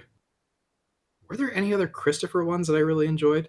I did always enjoy Wilbur the Forest Engine as a kid, but I think that's more because it was like a new character. Cab Over Wheels and Percy's Porridge are decent. Yes. But then you still got like the filler stories. I mean, Mhm. Wired Up is all right. I read that story without the context of Sticking Power because I didn't have all of Christopher Audrey's books when I was a kid. I only had like 4, and so like it just I think if I had known that there was a story about Bert pulling a train that was actually glued together, I think it would like maybe be a better story. But I was just like, what is he talking about? So, yeah. So those would be the individual volumes, I guess. In terms of just standalone stories, oh, that's hard. Thomas and the Guard, I like just because of like the thing I love about Wilbert Audrey is he'll put like the most mundane details in, and it makes the story interesting. Like the reason the guard misses the train is because he runs into an old lady and trips over her, or like in James and the Top Hat, where James hiccups and it makes a lady specifically spill her oranges all over the platform. Like you gotta love that stuff. Like there's just such a real world charm to it. And like, yeah, it's just when I remember, because obviously I saw the TV series first and then reading the Railway series stuff afterward, there would be certain moments where I would see those original stories and it would be like, oh, that's what's supposed to happen. Like you watch Thomas and the Guard and it's just the fact that Thomas left so quickly that he left the guard behind. Whereas in the Railway series, it's like, oh, like the guard literally couldn't get to the train because he just tripped over an old lady. It's like, oh, that makes so much sense. So I don't know. It's just as a kid, it was always like, oh, this is really cool. I think It's I the prefer Thomas and the Friends TV extended series. universe. It really is. See, Extended I 10 prefer minutes, rather. I prefer the TV series version on that aspect with Thomas and the Guard. I don't like the guard tripping over the lady's umbrella because it makes it less Thomas's fault. Fair. In my opinion, the TV series version is better because Thomas is the one who fucked up. Yeah, it's because more. he left so quickly. Yeah, it's more And- character driven. Yeah, it makes it a little more character driven.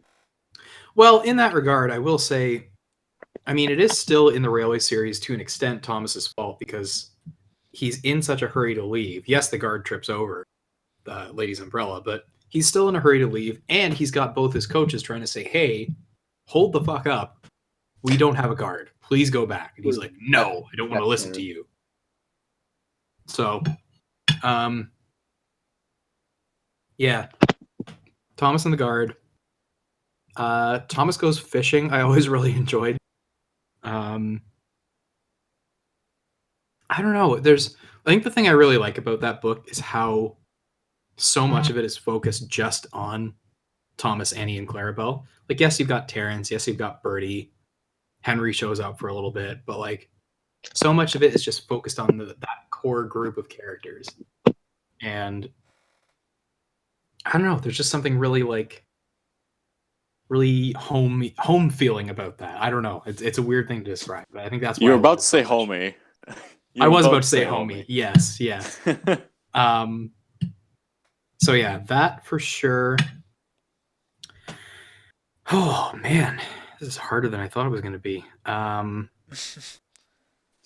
What else? I'm trying to go through the volumes in my mind and think stuck out.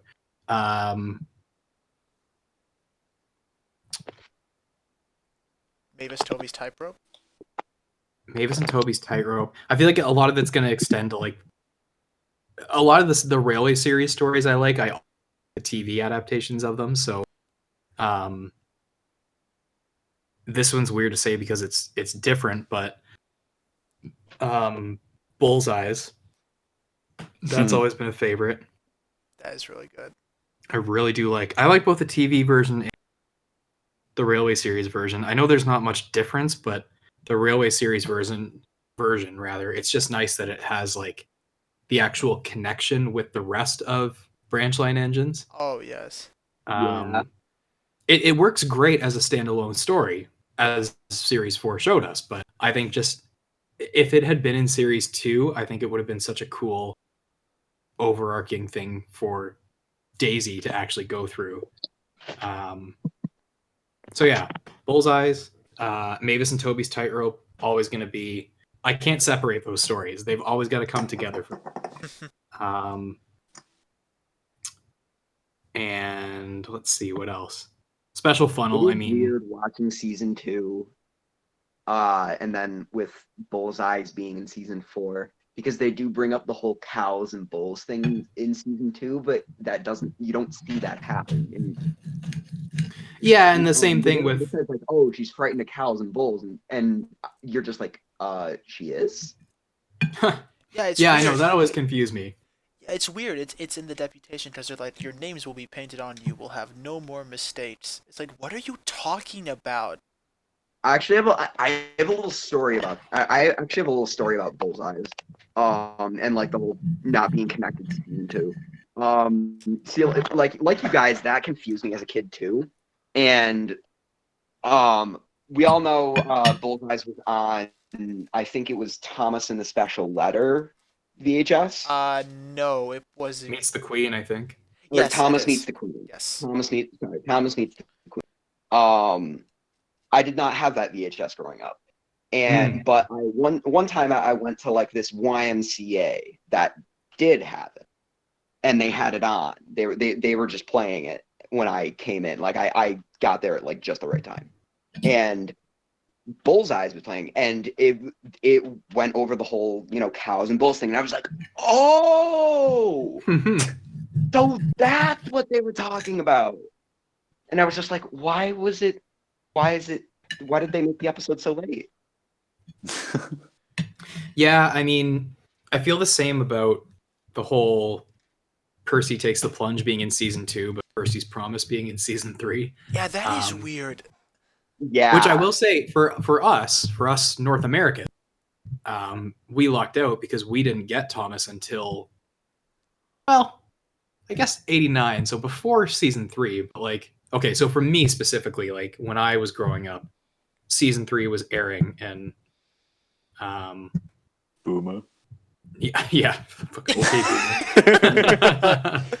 Back in my day. I guess that makes me the Zoomer, because I didn't grow up with VHSs, I grew up with DVDs. Oh. See, I'm offended because I grew up with both. Yeah, I did too. Oh. I did too. I actually only had 2 DVDs growing up though, and those were Hooray for Thomas and Really Brave Engines. Well, The only I get VHS I frustrated. ever owned was Lion King. You guys got because you guys got Thomas, or why am I saying you guys? I'm American as well.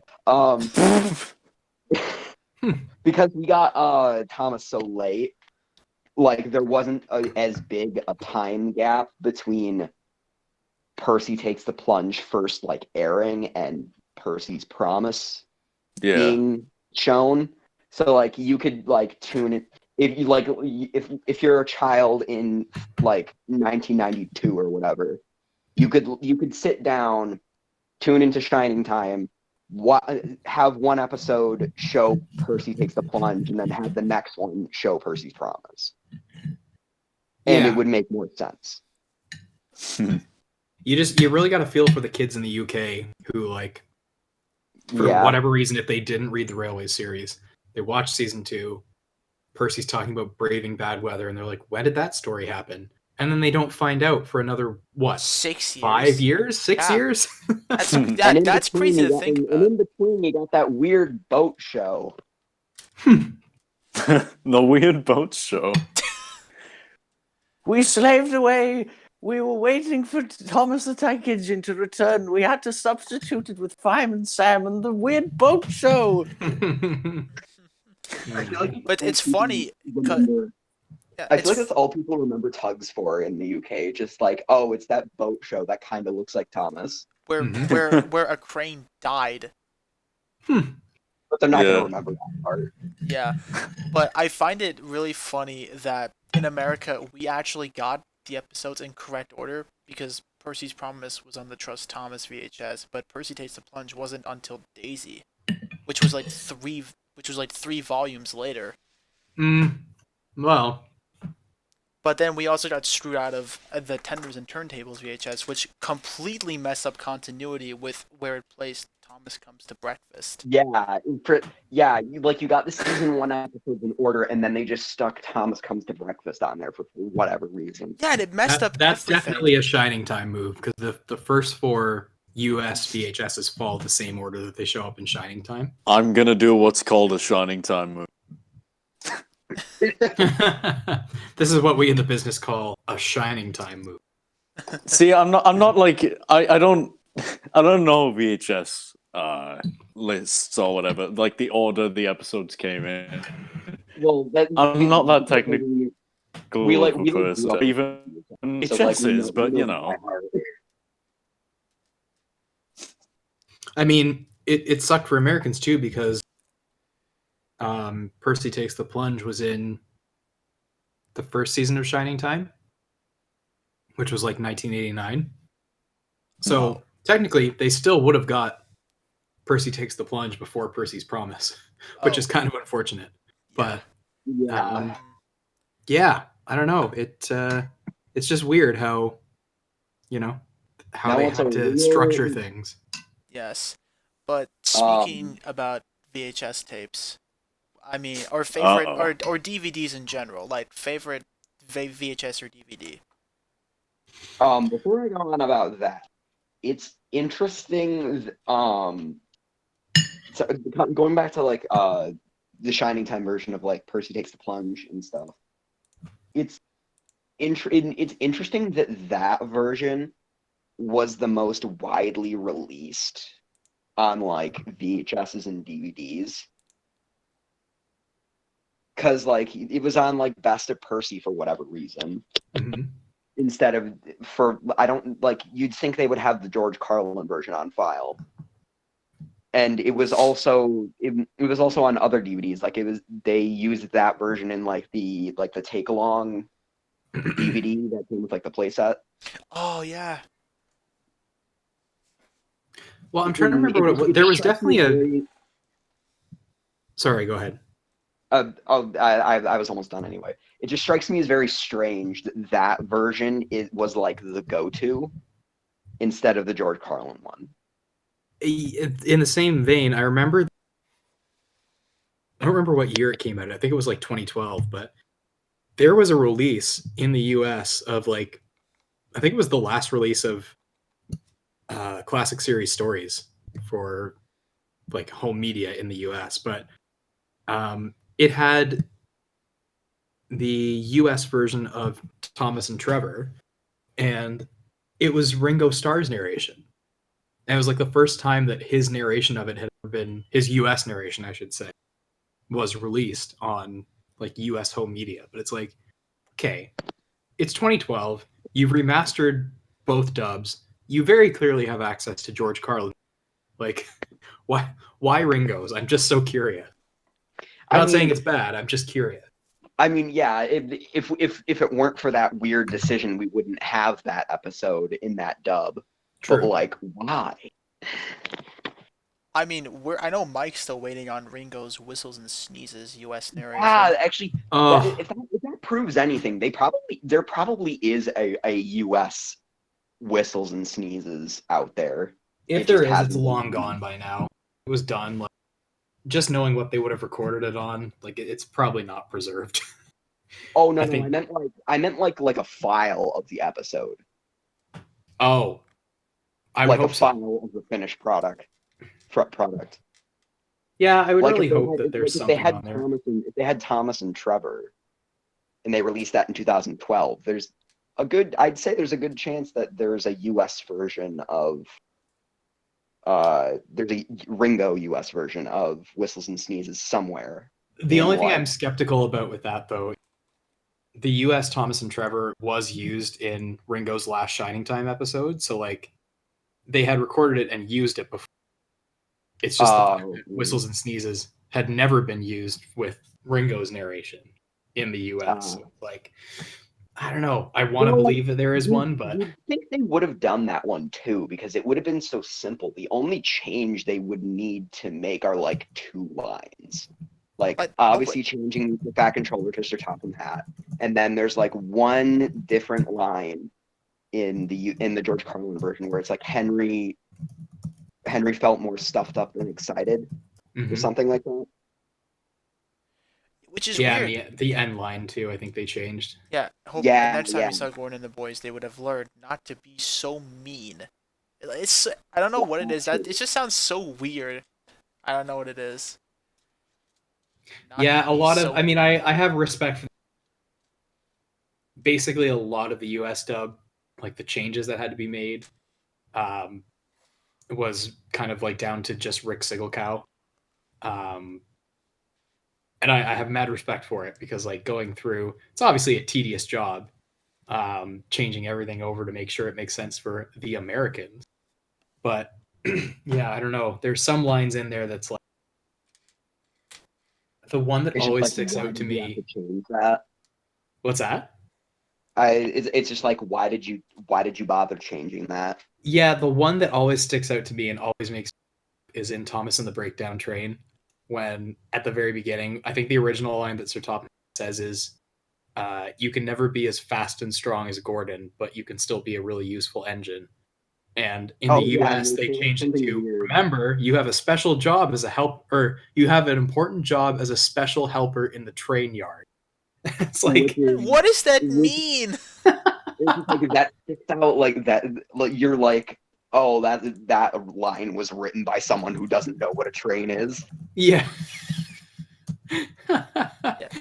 Okay. I don't get it. Like, Yeah. it's just, it's unnecessary, but it's also like, why that line specifically? Yeah. There's a lot of weird dub changes. Yeah, The one that although sticks out the most in my mind from later seasons is from season 6, from Thomas Percy and the Squeak, where it's like peasant. Yes, I am pleasant, but they changed it to I'm he's so filthy, sad. I'm so but I sad clean they up cut nice. that. Yeah. That's such a good line. On the note of season 6, the one that always makes me laugh from that is actually in the UK dub, um, in Elizabeth's introduction episode at the very end, when they make Angelus say, "You are the grandest lorry in the whole railroad." Like, they make him say railroad, and I don't know why. Yeah, it's weird because Baldwin says railway in the US dub. Well, I season have 6 to was wonder if messed they up. got the scripts mixed up or something. Yeah, because Baldwin also says trucks throughout basically all of the season. Yeah. So Oh I don't yeah, and know. they had to like edit it in middle engine. They had to edit. They had to like splice him to say coal cars.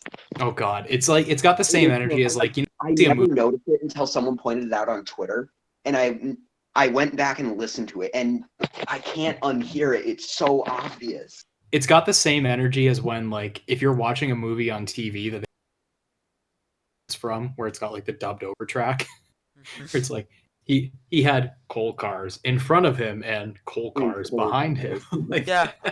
like they're very obviously punching it That's inside. what as much as I love them, that's what the US Ringo dubs are like sometimes. Like you can hear the difference in like you can tell it's a different recording. Yeah, they really They should have got just had him better. re-record the whole episode and just like certain. Yeah, because like you can tell when Yeah. you can tell when he's re-recorded because he increases his volume. Like the cars were silly, heavy, and noisy. The two engines had to work hard. Like it's so weird. I It know. is. I mean, they got better with it in season 2, but in season 1, it's really obvious. Oh yeah, yeah. And it's funny you should bring that episode up, Cynic, because I think that's actually one case where the re-record works better, especially during like the chase sequence, because like he's really high energy there. Like I like the way he does it there better than in the original. Mm-hmm. Yeah. Like I know, like I'm a big fan of. I mean, my opinion on the episodes differs in terms of narration. Like for an episode like Thomas and the Jet Engine, watch it with the US dub and it's like, yeah, it's all right. You watch it with the UK dub and you're like, whoa! Like you're really into it because Angelus really sells you in on how high octane it is. He was so good in season 6, and I wish people recognize that more. Yeah, I think it was I think I remember a while ago, Mike, we talked about Angelus versus Baldwin in season 6, and Mike said like, do you think that he was just so high energy in season 6 because after Magic Railroad they were like, you're not high enough energy, and he's like, I'll show you. Oh, I would not put it remember past him. I remember all the like trailers for season 6. Oh, yeah, it is season 6, isn't it? Which one? Fellas? Yeah. Jet Engine is season 6. Yeah. Season 6. I remember every trailer used the jet engine thing where Thomas goes like, "Oh boy!" You know, every trailer used that because it was so good. And when I watched that trailer when I was watching my Pingu DVDs, I was like, "Where's this episode? Where's this been? why haven't I seen this before? And like when I watched it, I was like, holy shit, dude. I want to get a toy of this, and I did the next day. It's a very good episode. I am It is. legitimately surprised they have not brought back the jet engine for a Big World episode. It seems like it would just sell so well. Yeah, they've got enough over the top stuff now. That's true. But Jet engine is work one as of a the toy, examples where it's over the top and it's not realistic, but it's still fun. yeah. Yeah. Exactly. That's why I like Rusty and the Boulder. Yeah, I Yeah. agree. Yeah, I feel like the thing that works with Rusty and the Boulder for me as an episode, many people like to call it an Indiana Jones ripoff, and I'm like, it's night and day. Who's actually out here insulting Rusty? Some people who are like, well, this is an insult to Audrey's world. This is unrealistic. It's just an Indiana Jones ripoff, and I'm like, yes, there's a boulder, but it's night and day. Like, you can consider the boulder a reference to it, but to the Raiders of the Lost Ark. But here's the thing, though, they actually give a sense of mystery. They make the boulder its own character. I like it. It's Gordon's son. Like it. Yeah. Is like the That's what I say. It's Gordon's son.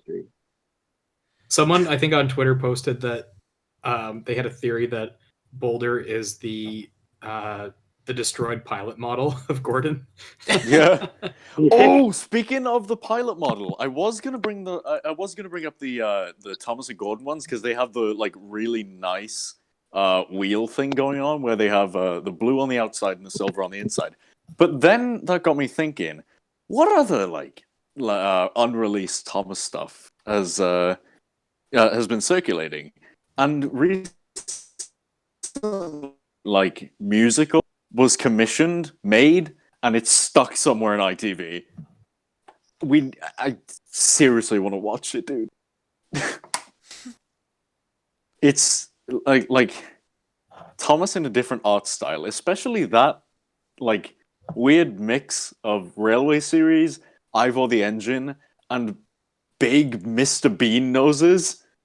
And the fact that it's all a musical is very strange, and I want to see how it would have played out.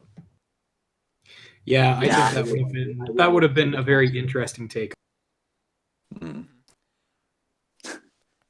I mean, we got like what was one verse of one of the songs, and then like nothing else. It is interesting how much lost media Thomas actually has. Yeah. Mm. Like the missing coach. I mean, The missing coach, obviously, that's the most infamous one, and then second would be like the down the line pilot. Then there's the director's cut, the director's cut. which That's the big one. Hell, Wait. even Thomas in the UK trip was once lost media. yeah, Yeah. which we may actually see parts of the director's cut on the Blu-ray coming out in June, right? I hope. We may or may not, but only time will tell. Yeah, I just Shout Factory's really good with their releases, and I'm pretty sure they'll do a great job for this. Yeah, I'm very I mean, excited. I doubt it'll be like. It'll probably be like if it's not the chase scene or like the scene with Junior where he gets covered in ice cream, it'll probably be like the original opening scene where Thomas and Gordon are at Knapford. Yeah, that That'd too. be nice. They may have storyboards on there as well, just like as like those interactable like things where it's like click here to look at the storyboards or whatever. Did we ever finish getting through like the actual like topics that we were? No, we were talking about VHS. I was going to talk about favorite VHS or DVD tapes, and then I think it was Jord went off or something. What did I go off on? I don't know. That was me. No, that was me talking about the US, the Ringo US Ringo dub of. Yes, yeah. Okay. So anyway, on to the next topic. Your favorite VHS or DVD? Season 2 DVD, that's it. Good man. Complete season. I mean, it's hard for me to pick, but if I had to choose one, I guess I would say the Gallant Old Engine VHS, because that one's like just, I don't know why it's that one specifically, but that one specifically is just really nostalgic. Yeah, another one, just really quickly. Season 2 DVD, that's it, and also Season 4 DVD, that's it. Those are the ones I grew up with. Fair. Hmm. Good choices. Yeah, my personal favorite is Cranky Bugs. It has the Oh, best. that would be my second It has favorite. the best episode collection. It has the best song at the end. It introduced Derek and Old Yep. Slow Coach on the same VHS. Two amazing characters that I really wish were in the show more. Not to mention Busy going backwards. Yes, and Cranky Bugs, which is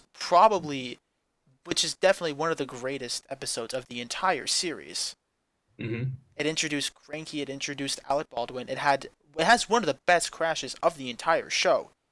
It's just amazing how well shot that is. It's the funniest episode of the entire show, with how Percy literally just pulls Cranky down, no hesitation. It's like, I would say Thomas and the Jet Engine is funnier. well, yeah, but I think it's funny too. I But get where you're coming from. yeah, like with Jet Engine, a lot of it comes down to the narration part of it. But with Cranky Bugs, it's actual like physical comedy, and it's Actually, so good. No, you want to know what? Okay, here's some of the funniest episodes of the show. Percy in the Bandstand, Push Me, Pull You, and James to the Rescue. Those are the funniest episodes of the show. Funny for different reasons. Yes, Percy in the Bandstand is just funny because Lady Hat is a bitch the entire time. True. Like, she just completely hijacks this trip that Percy already had planned out for her. And Push Me Pull You is just so bad that it's beautiful. It is a work of art. It's a fabulous disaster. yes, Yeah, it is a beautiful mess. And then James to the Rescue is just it's just so fucking stupid that it's the same thing as Push Me Pull You. It's just a beautiful mess. it's so bad it's good. Yeah, Yes. those episodes are like the epitome of so bad it's good. Yes, other runners up for me in terms of favorite VHS tapes include Trust Thomas. I just love it. The whole its aesthetic is unique and it's great. The episode selection is wonderful.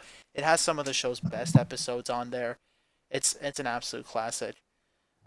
Special Letter, childhood favorite, and still holds up very well to this day. The episode's the cover art is absolutely beautiful. It has stuck in my mind since childhood, and I love it so much. Those are my three absolute favorites. Mm-hmm, mm-hmm. Good So choices. yeah, so I think that just leaves us with Mike. I'm trying to think of this as like, I mean, there's ones that I love for nostalgia, and there's just because they've got genuinely good episode collections. Mm-hmm. See, this is weird because, like I said, I mean, the first 4 US VHS tapes are basically just like, they're kind of Railway Series-esque in they all follow an order, and everything kind of goes in sequence. And then it's really with season 3 that you start getting just like the more random episode collections, which I do love because it's like you can just watch. You don't have to like necessarily have watched the previous stuff to just pick it up. So I would say if I had to give my top 3, it would probably be number 3 would be Cranky Bugs. Number 2 would be Trust Thomas. And number 1 would be Rusty to the Rescue. Just because, like, I mean, Cranky Bugs is just like a great collection of episodes. You've got, the introduction of so many neat characters. You've got, I really think that's probably the first time we've had so much insistence on human characters with Lady Hat's birthday party. And just like the overall atmosphere and tone of it, it just goes, it flows together so well. Trust Thomas, again, great collection of episodes. Obviously, I'm maybe a little biased because Mavis is on that one. But just, I really enjoy, one of the only VHSs might be the only season 3 VHS where it's purely season 3 stories. It is the So, like, only one. Yes. the aesthetic, yeah. So the aesthetic of season 3 is carried throughout that entire thing. I would have put Thomas Gets Bumped up in there, but I think the fact that it's all season 3 except for Percy and the Signal, just kind of randomly thrown in there. Not to say it's a bad story. I do enjoy Percy and the Signal, but I think it's just like you go from watching season 3 stuff to then this random season 2 episode, and it's like, it's kind of different. But great collection of episodes on there. One of my favorite stories actually is Gordon and the Famous Visitor, which is on that one. So, but yeah, no, Trust Thomas is like, it's got such a nice collection of stories. It really showcases like, just, I think the thing I love about season 3 is like, I don't know, it does something that no other season do in kind of, really focusing on like new stories for these characters from the Railway series that like they hadn't actually been through before. Rather than just like adapting what's already made, they use like newer stories from the magazine, original stuff that they've come up with too. So I don't know. It's just it's got a really neat aesthetic to me. And of course, Rusty the Rescue. Like, there's not really. I don't know if I really had to say much about that, but oh yeah, that one's also super nostalgic, and it's just a good. It really is. Like, Good I remember episodes, the song at the end. Oh God, yeah, yeah. I will never listen to just the children's choir version of Gone Fishing. I will always opt for the junior one. Yeah, I can't listen to the children one now. It's like it's got to be junior. Not to say like the kids are bad, but it's just like there's something so nice. Singing the bird. Sounds off. It just sounds off without Junior. Even in the version with the kids, like too, which it I don't know. I just sorry. What did you say? There's different like instrumentation in the. Yeah, I've noticed that too. Like the children's choir one sounds like it was a demo or something. Yeah, it really does. And I think actually, I thought it was said somewhere that the one with the kids choir actually came first, and then they did the one with Junior afterwards because like it just didn't sound that good. Yeah, so. That would make sense because like. Yeah, and actually, I wonder if okay, so you know how there was that audio tape that had all the songs on the Thomas and the Best Station competition. That had all the season 4 songs on it, which would have included Gone Fishing. That's so right. I wonder if that's like the same instrumental that they used for that, and they just released it. Yeah, I have to wonder. And they did the Junior one after. They very well could have. Yeah, I don't know the exact. It definitely could have been like, because I think Best Kept Station did come before any of the actual U.S. airings of season 4. So I don't know. It's odd. Season 4 as a whole is just like, it's so nostalgic for me as a kid because like, I don't know. It's hard to put it into words, but like. Everything was kind of starting to be different from what I had known at that point. Like Shining Time Station was not on anymore per se. They started doing they did the 4 1-hour family special things where they showed some season 4 episodes, and then they did like Mr. Conductor's Thomas Tale. But it was just so different from what I was used to, and exciting, and like then even in the TV show, all of a sudden you've got this whole other railway that's being introduced on the island of Sodor. It's like, this is the coolest thing. Like, I don't know.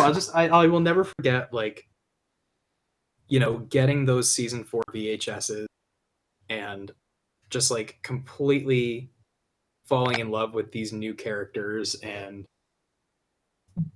there's something so magical season 4 VHSs. Just season 4 in general. I think it's just like the most. I feel like season 4 and 5 are like the peak of the show. 100%. Because like it's got because like that whole period of the franchise has like the peak 90s nostalgia. Hmm. I mean, even though I wasn't born in the 90s, I was born in 2002. But like I still experienced a lot of the same stuff.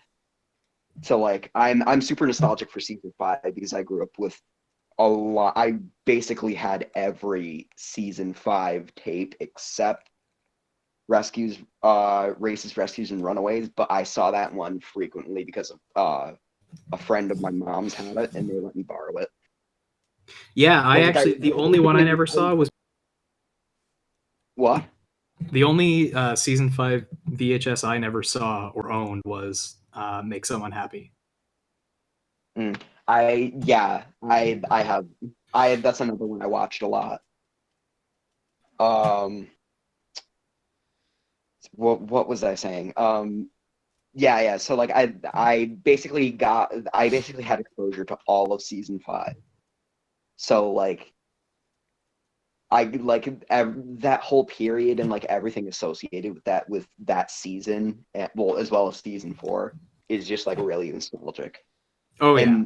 And like season 6 as well to a degree. Yeah, that's fair. I can understand that for sure. I agree with I had closure with all of season 4 because, it was like you had all the VHS, you had ways of seeing it, and it came out pretty close together. I would say there weren't like huge gaps or anything between the VHS releases and all that, like you had with. I mean, obviously they had a bit of a break with Magic Railroad for season 5. Yeah, I don't know. It's just season 4 is like the best for home media releases and also just like as a series for the show. I think it's just unparalleled, really. I mean, to But be that's fair, just a theory. I mean, to be fair, Theory. I mean, but to be fair, every season of the classic series is wonderful in its own way. Like, Yes, absolutely. like season 1 is a great way to introduce the characters that we're doing, the main cast essentially, and the how you get to know more about them and their arcs. Season 2 is a great way to develop the world with more new characters and more exciting stories touching upon currently existing characters. And Yeah. it's my personal favorite because of those reasons. We get so many great characters. We get the Scottish twins. We get Dud. We get Diesel. We get great stories like Edward's Exploit, Thomas Comes to Breakfast, Break Van, like Dirty Work. There's Cows. Cows is a great story as well. Oh yeah, Yes. absolutely. Oh Yeah. yeah, House is another favorite. Yeah, like season 3 is like we're moving into original stories now, and we're mixing with a much like cleaner like filming style. Like it doesn't seem as gritty.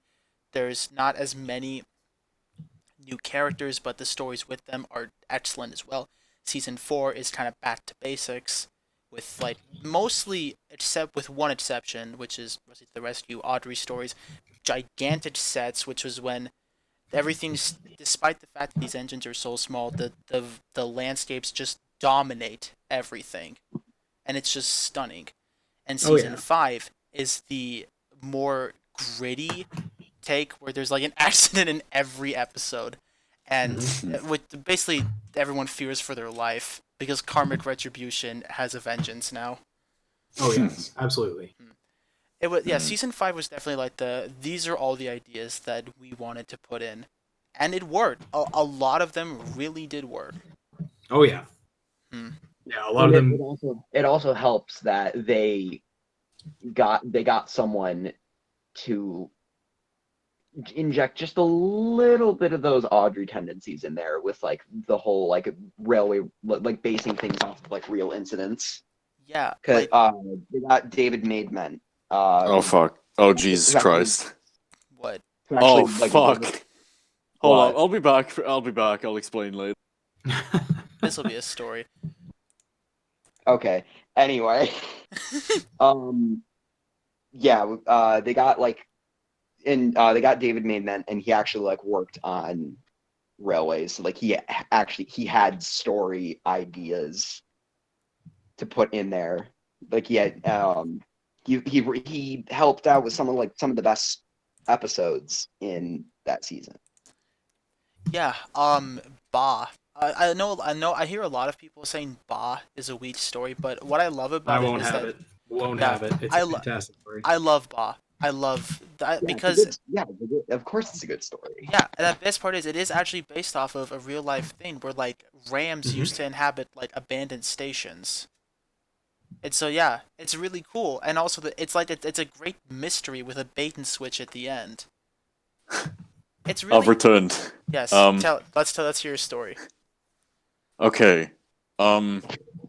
Sorry I like interrupted Brennan while he was doing his thing. Like as he was talking, I looked down, or in the corner of my eye, I see like a black mass moving, and I think, okay, this is it. I'm gone. I'm dead. I look down, 3 spiders, bro. Oh.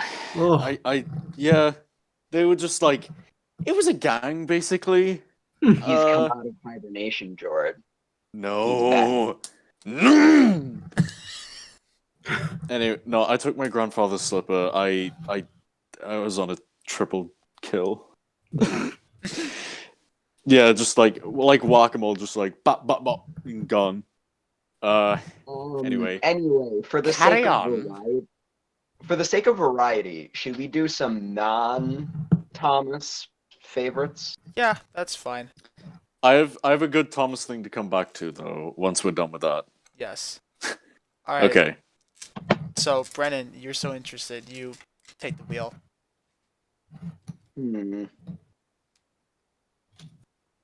Hold on, I have to think for a moment. All right. Well, how about our favorite? Okay, what? All How right, about- something basic. Favorite band. Favorite band. Gorillas. Queen is my favorite, but I'm actually don't really have a band. I don't have a specific band or like specific genre that I follow. You're Well, I mean, I I listen to kind of do. music on YouTube type person, right? What? You just take what you're the I listen to music on YouTube type person, where you only listen to music YouTube recommends you, and you keep going down the rabbit hole. And then whatever you like is in your playlist. Yes, yes, that's accurate. But I mean, the only like genre that I seek out is like electronic. Like just various subgenres of electronic. There's too many to fucking count. I won't do it. all right. I mean, my favorite band is Queen, but I'm listening to a lot of Eagles now. They really fit the mood for this whole quarantine thing. They have a lot of great songs too, but Queen is undisputed as the best rock band. Yeah, I will agree with that. They are definitely one of the best, one of the most listenable classic rock bands for me is Queen. Absolutely. Yes. My favorite band is Smith, and for anyone who has never listened to Smiths, try it. You will not be disappointed. Morrissey is a very flamboyant vocal. He's also kind of human garbage right now, but Johnny Marr is the greatest guitar player ever. I thought you were about to say Johnny Morris. Johnny Morris. Johnny Morris revolutionized the vocal guitar as an instrument in popular rock. He does his verbal sound effects as like the bass. Yeah. Yeah. Someone's got to form a band out of Johnny Morris. Yes. Oh no! Wait. Someone needs to do like the Thomas theme, but it's out of like Johnny Morris. It's just Johnny Morris going bow bow bow bow bow bow. Anyways, not to distract. Yes, Johnny Marr is the greatest guitar player of all time. He is a wizard.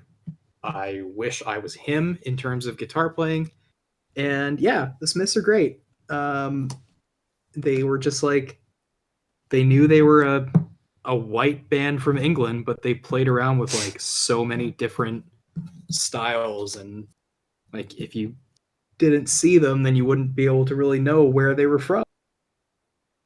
Cool. They really stretched the limit of sounds for a basic rock band setup, essentially. So yes, check out the Smiths. They're fantastic. Also the Clash and the Cure. I'm my playlist real. Because it's very interesting. You have Baggy Trousers by Madness. Then you have Crazy by Gnarls Barkley, relatively normal. Then you get Enormous Penis. By Da Vinci's Notebook. Then it goes back to relatively normal. It goes to Billy Joel, The Longest Time. Oh yes.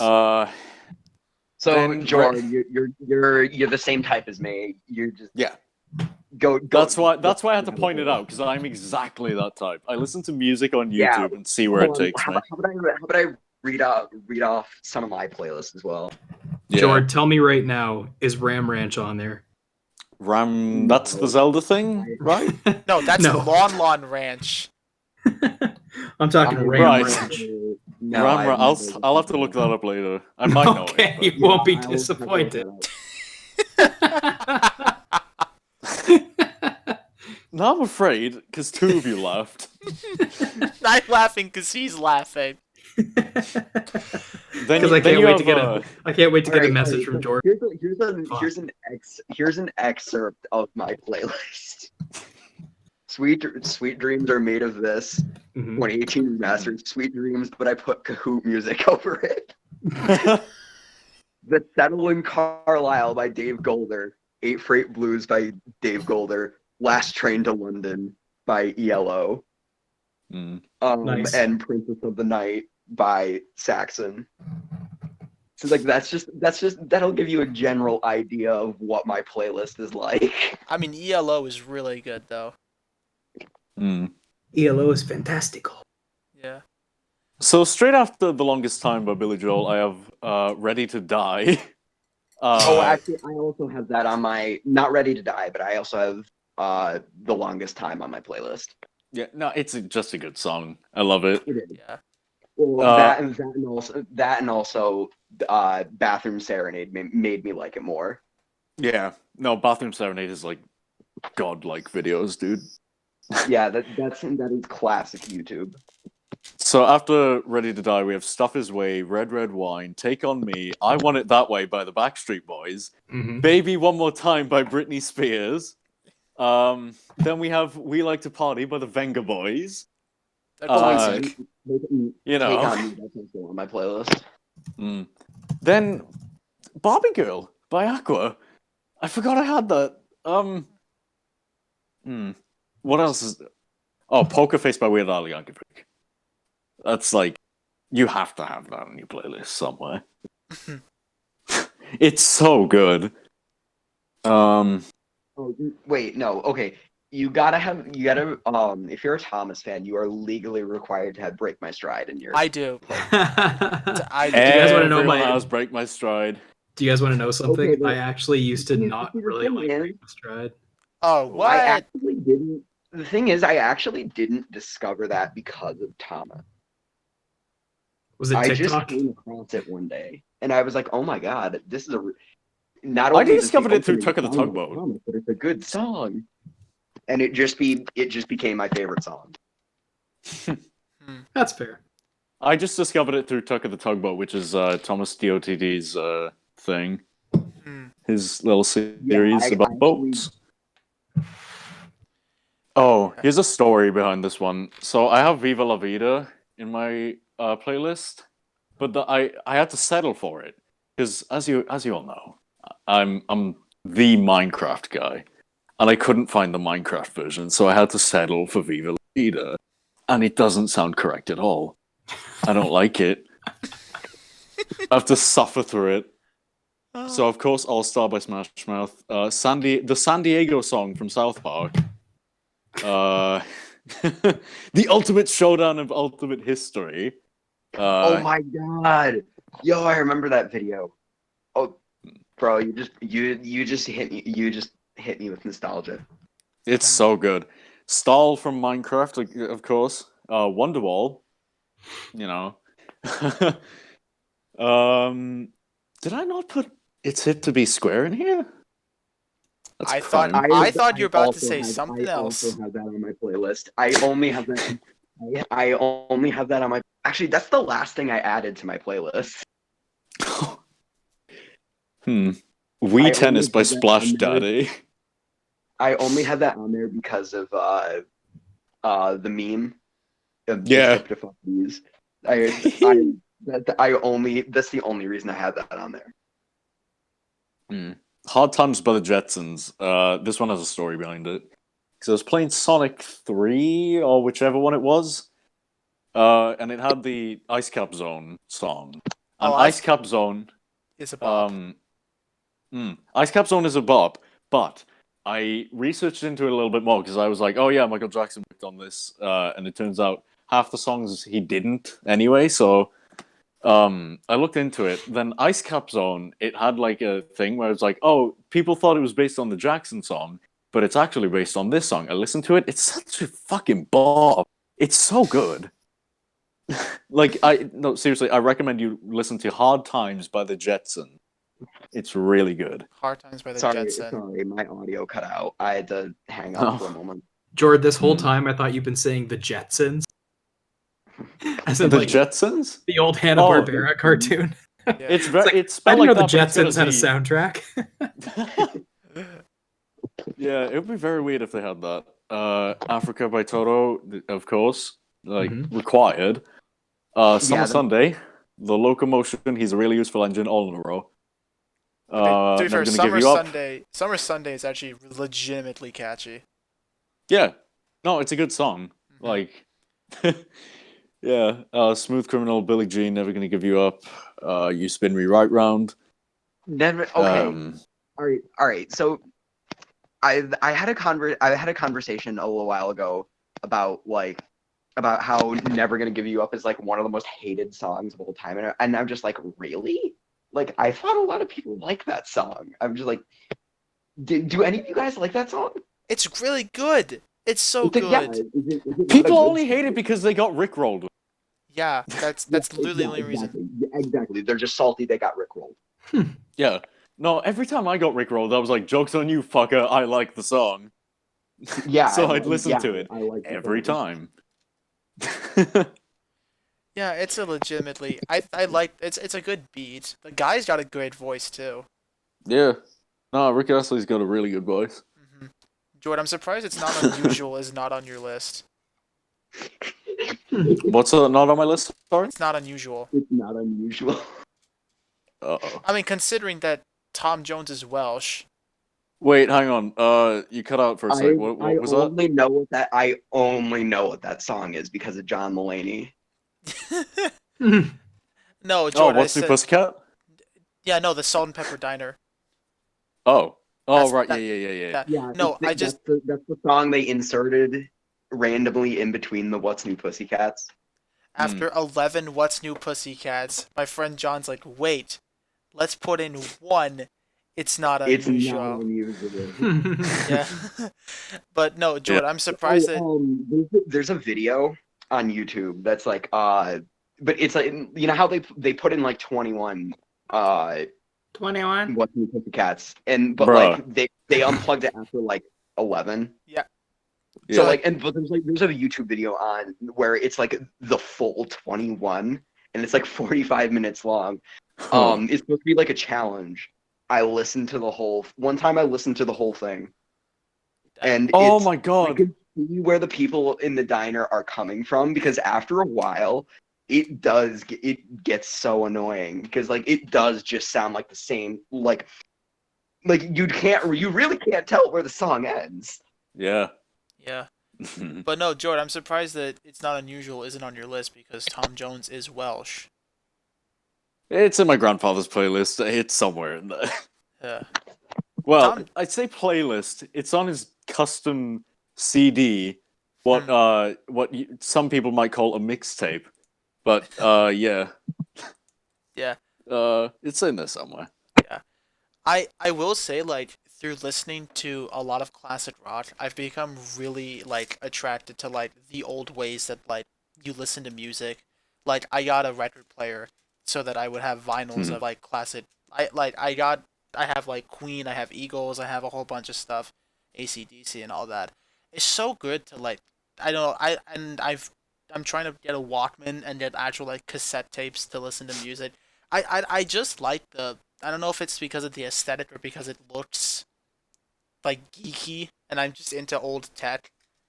I guess I appreciate it more because when you listen to it the way that it was like actually supposed to be listened to when it first came out, I guess I appreciate it more as a result. I'm definitely more inclined to listen to stuff on vinyl. My way too many records. Yes. Way too many. But that's okay. There's worse things I could be collecting. Yeah. You could be collecting Thomas merch. I could be collecting Erdls like a fucking nerd. Who would do Why would that? anyone do that? Mike, you've just opened up the floodgates of so many angry Erdl fans. No, I am one of them. I was being self-deprecating. Oh yeah, I forgot you collect Erdl. It's okay, Erdl fans. I stand with you. He makes Erdl buildings. I wasn't necessarily an Erdl fan until like I went to a car boot sale and I walked around and I saw like a green. I saw a long green object and I thought, oh, it's a Henry. I thought it was like a Tommy Henry or something. I look over, it's Erdl Scotsman, and I think, wait a minute, what? So I walk over and I like look at the thing, I inspect, and then the woman walks over to me and she's like, "Oh, are you looking to buy?" And I'm like, "Yeah, how much is this?" £1, bro. Oh, good fun. Bro. So I bought it from her. I was like trying to like hide my excitement, otherwise she'd bump up the price. But you know, I got it, and then I was like, "What? I gotta get them all now. This is it." I mean, not like all the characters. I got the main. I'm trying to get the main guys. I got Thomas, James, and Percy so far, but I'm only going for like the rare stuff now. So yeah, that's Yeah. fair. And being in the UK, you'll have getting stuff for sure. Yeah, when I used to collect merch, I somehow was able to find the Shining Time Scottish Twins twin pack, Oh, which was really rare. I sold it to Duncan actually. did you? Yes, he actually has it. I mean, it got to the point where I was like, I'm not really enjoying collecting stuff because it feels like way too much of a chore to try and find everything every day. Like I like the merch. I like the merch. Don't get me wrong. It fills up so much space, and like you gotta like worry about like your budgets for this stuff and everything, and it just which is why I much prefer collecting VHS tapes because they're the actual content that I'm the most likely to go back and revisit. Like I'm not gonna play with these Erdls. I might keep them in the box. They're nice for like decoration, but I mean, aside from that, what? With the VHS tapes, I can be like, oh, I love this. I'm gonna pop it in, have a good time, you know? Yeah, exactly. I agree with that. Yeah. I mean, not to say like if you collect merch, like you're an effing idiot or whatever. I mean, you do you. I just prefer collecting other stuff. I'm more interested in the media aspect of it, the stuff that like we're all attached to. When I think about like all my toys sitting on my shelf, I think, well, I'm not gonna play with them. At least my grandchildren are gonna have a fucking whale of a time. Yeah. Yeah, That's true. yeah. Yeah, that's true. Well, grandchildren and children. No, George, you have to skip over your. You can't have them. It's a speed run. I don't have children. I just go straight to the grandchildren. World I record can't wait to speed be an run. old man. I feel like I want to be a I gamer feel like granddad. Erdls. I feel like Erdls kind of have the same appeal that Funko Pops do. I mean, like I know Funko Pops are kind of ugly as sin, but like just the collectability aspect. Yeah, I would feel agree like with that's that. the appeal of Erdls. Yeah. The fact that it's so small too. Yeah. Just like Yeah, they are pretty. pop Thomas in your pocket. There he is. You pull him out. Tactical Thomas, bro. When I went to England, when I saw Henry at the Great Central Railway, I brought my Erdl Thomas with me so I could just take a picture of him, like on the platform.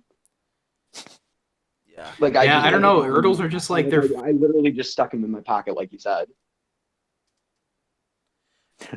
Yeah. They're a lot of fun. Yeah, I think one part about Erdls that like I appreciate is that they stopped, and I mean I know that sounds like I'm happy Erdls ended, but like I'm happy that like they reached a good stopping point, the season 7 newbies, and that was it, because that is a great cap to this line, and it also helps because like it's a finite amount of items, so you're not going crazy like, oh, I have to find the new like Erdl like Gray International Engine number 5. I would love to see Erdl rendition of newer characters. Like, imagine Erdl Ryan.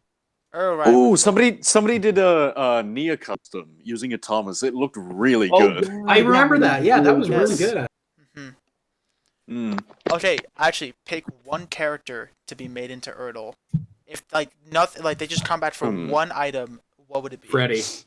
I would have to say either Ryan, Duchess, or Merlin. I'd say Ryan. Yeah. Yeah.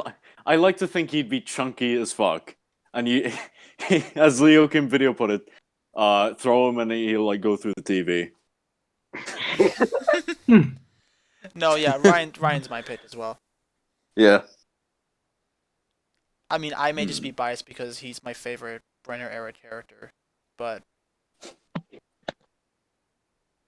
what would I say? I don't know actually.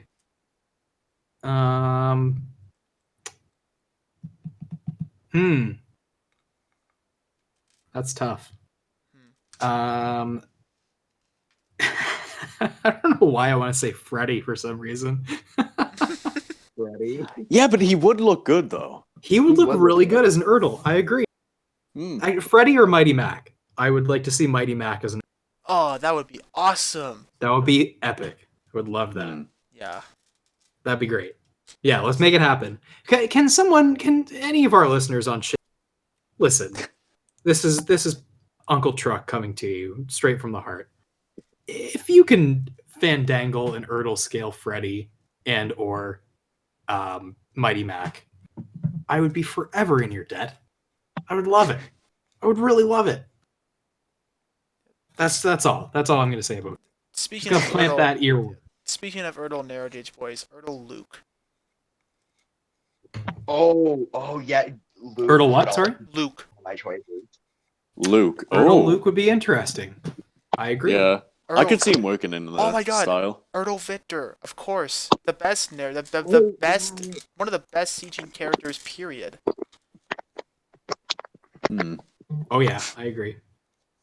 I still find it absolutely crazy that in the Nitrogen era, we got a character who, an international character at that, who his backstory is basically like a great immigration story. Like the line, the scariest thing of all was that no one understood me. Like, how poignant for kids to learn. It's so good. And it's really sad that like they don't do this with the new era. I Like, agree. yeah, like why can't we have an episode where like Thomas doesn't understand a character because they don't speak the same language, and he has to learn that like sometimes this is just a thing, and you have to adapt. They don't have to adapt to you because this is their country. You have to adapt to their languages. Can we get an episode where Thomas goes to like a shunting yarn? It's like, God damn it! Why don't any of these engines speak English? No, but like I think that'd be a legitimately interesting topic, and I also appreciate the fact that Victor is a character because he was left in the sea for so long and need to be repaired. He decided to make that his life's goal is to help other engines who are damaged and in need of repairs, so they don't end up like he did. It's so great, and it's like it was planned from the start. Victor's backstory is really interesting. I think honestly, and I don't exaggerate at all when I say this. I think it's my favorite part of the entire CG era of Thomas. I mean that sincerely. Hmm. Like for all the wonderful stuff in like The Adventure Begins or the Lost Treasure or season 20 and all that. I don't know. Something about the fact that they created this character gave him a legitimate, like a very human backstory and conflict that we like a lot of people can relate to. And I really appreciate that they were able to tackle it so sensitively and make him a better character as a result. I think what's better about it is that we knew this character from the start, so it's not like this was some cheap emotional tactic to get us to like him better. No, we liked him beforehand. This just helps us to understand him way better and appreciate him much more. Mm. Yeah, I agree. I think Victor is one of the better CGI characters to come out of the whole transition and everything. Hmm. Yeah.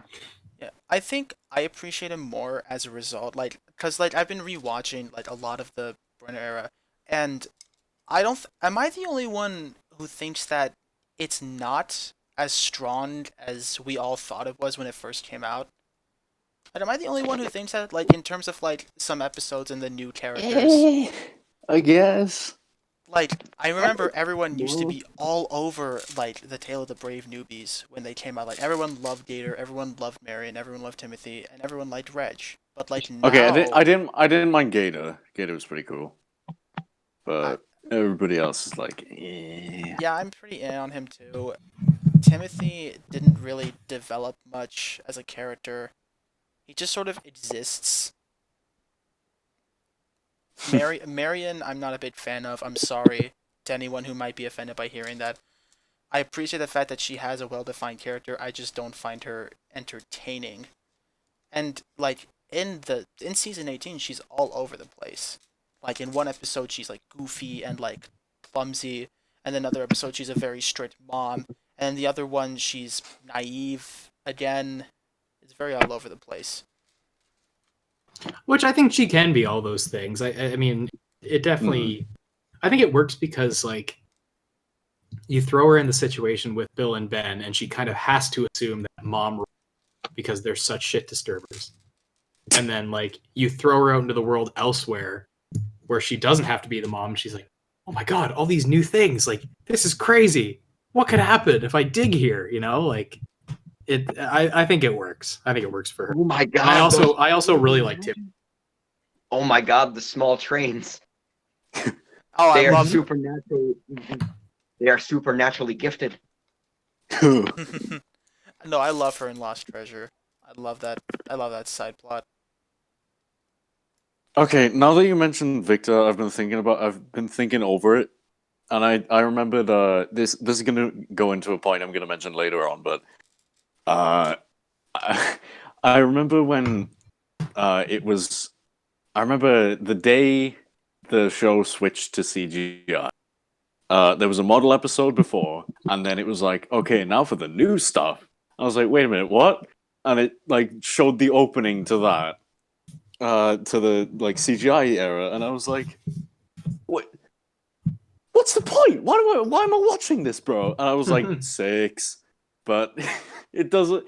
Regardless, I was upset. I was violently upset.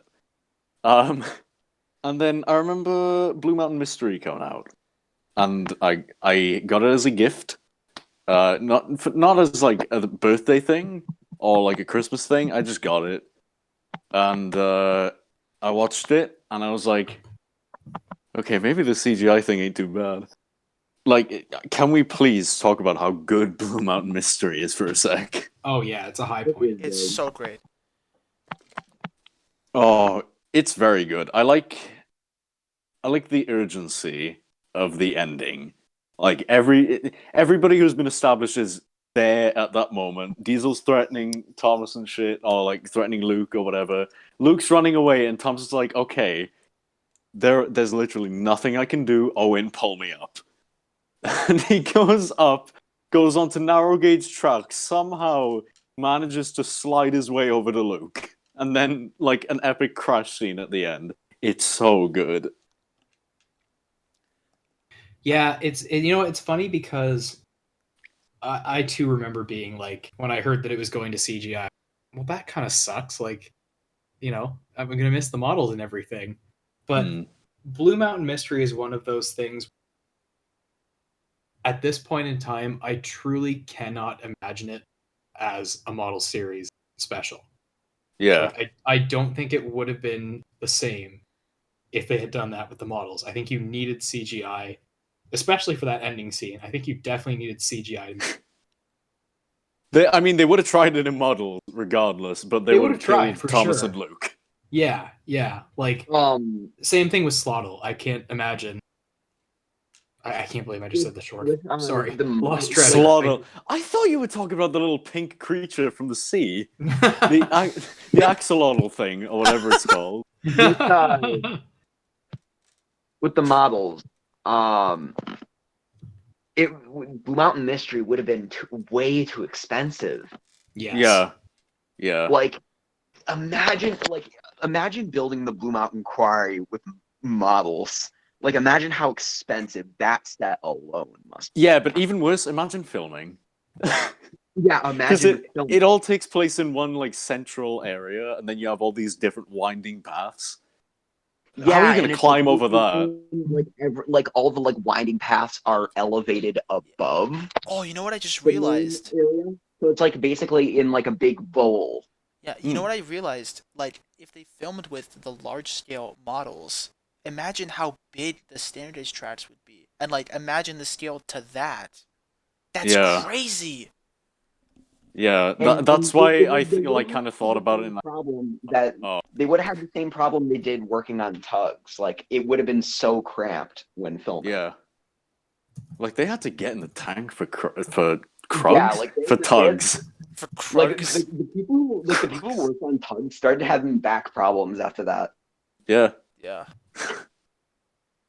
Yeah, I think what I absolutely appreciate about Blue Mountain Mystery the most is that it was actually not focused on the main cast. It was actually like, let's actually focus on some side characters, and the main cast only appears in full for like one scene, and that one scene has flashbacks, which are so wonderful.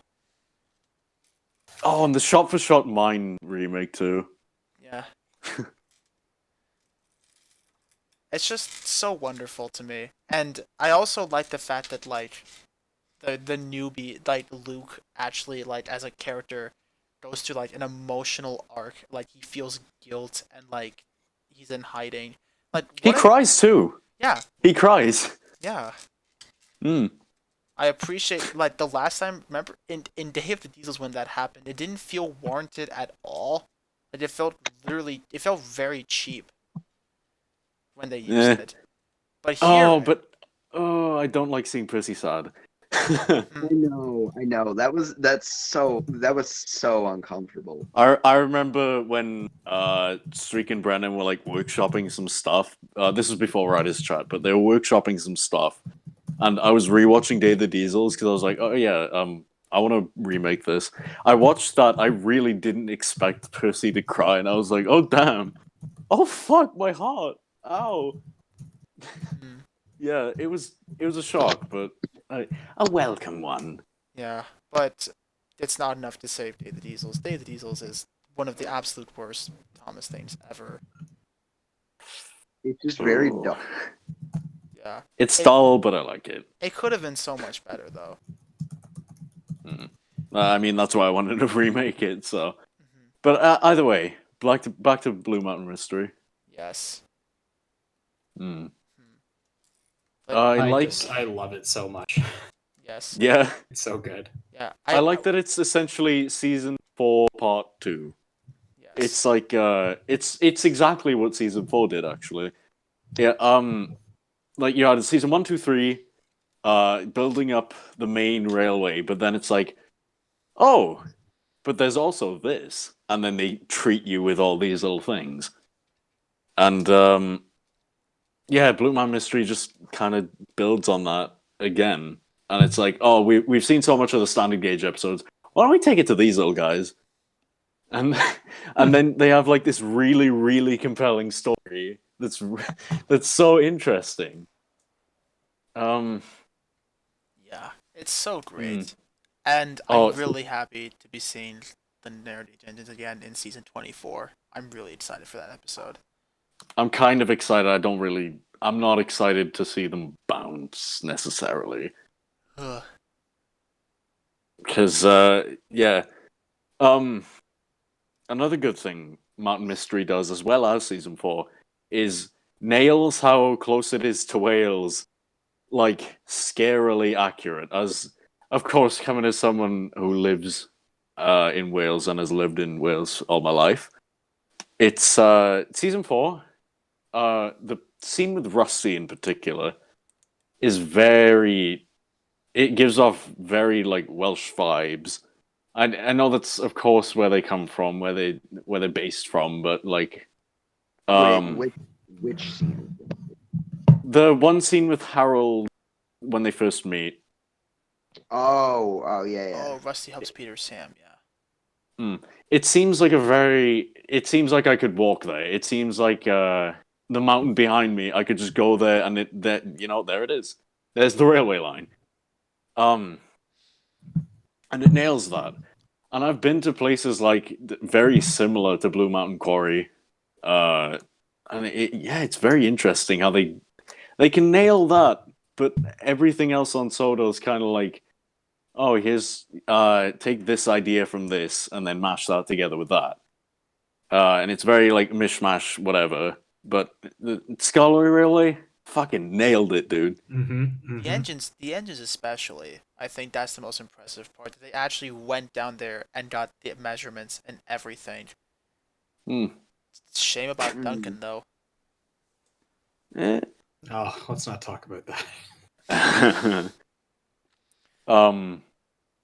Especially having gone to the Talyllyn Railway, I can definitely see where Audrey got the idea for Sir Handel, because the engine is very stout. It's very stumpy. When I took a picture next to it, I was almost the same height.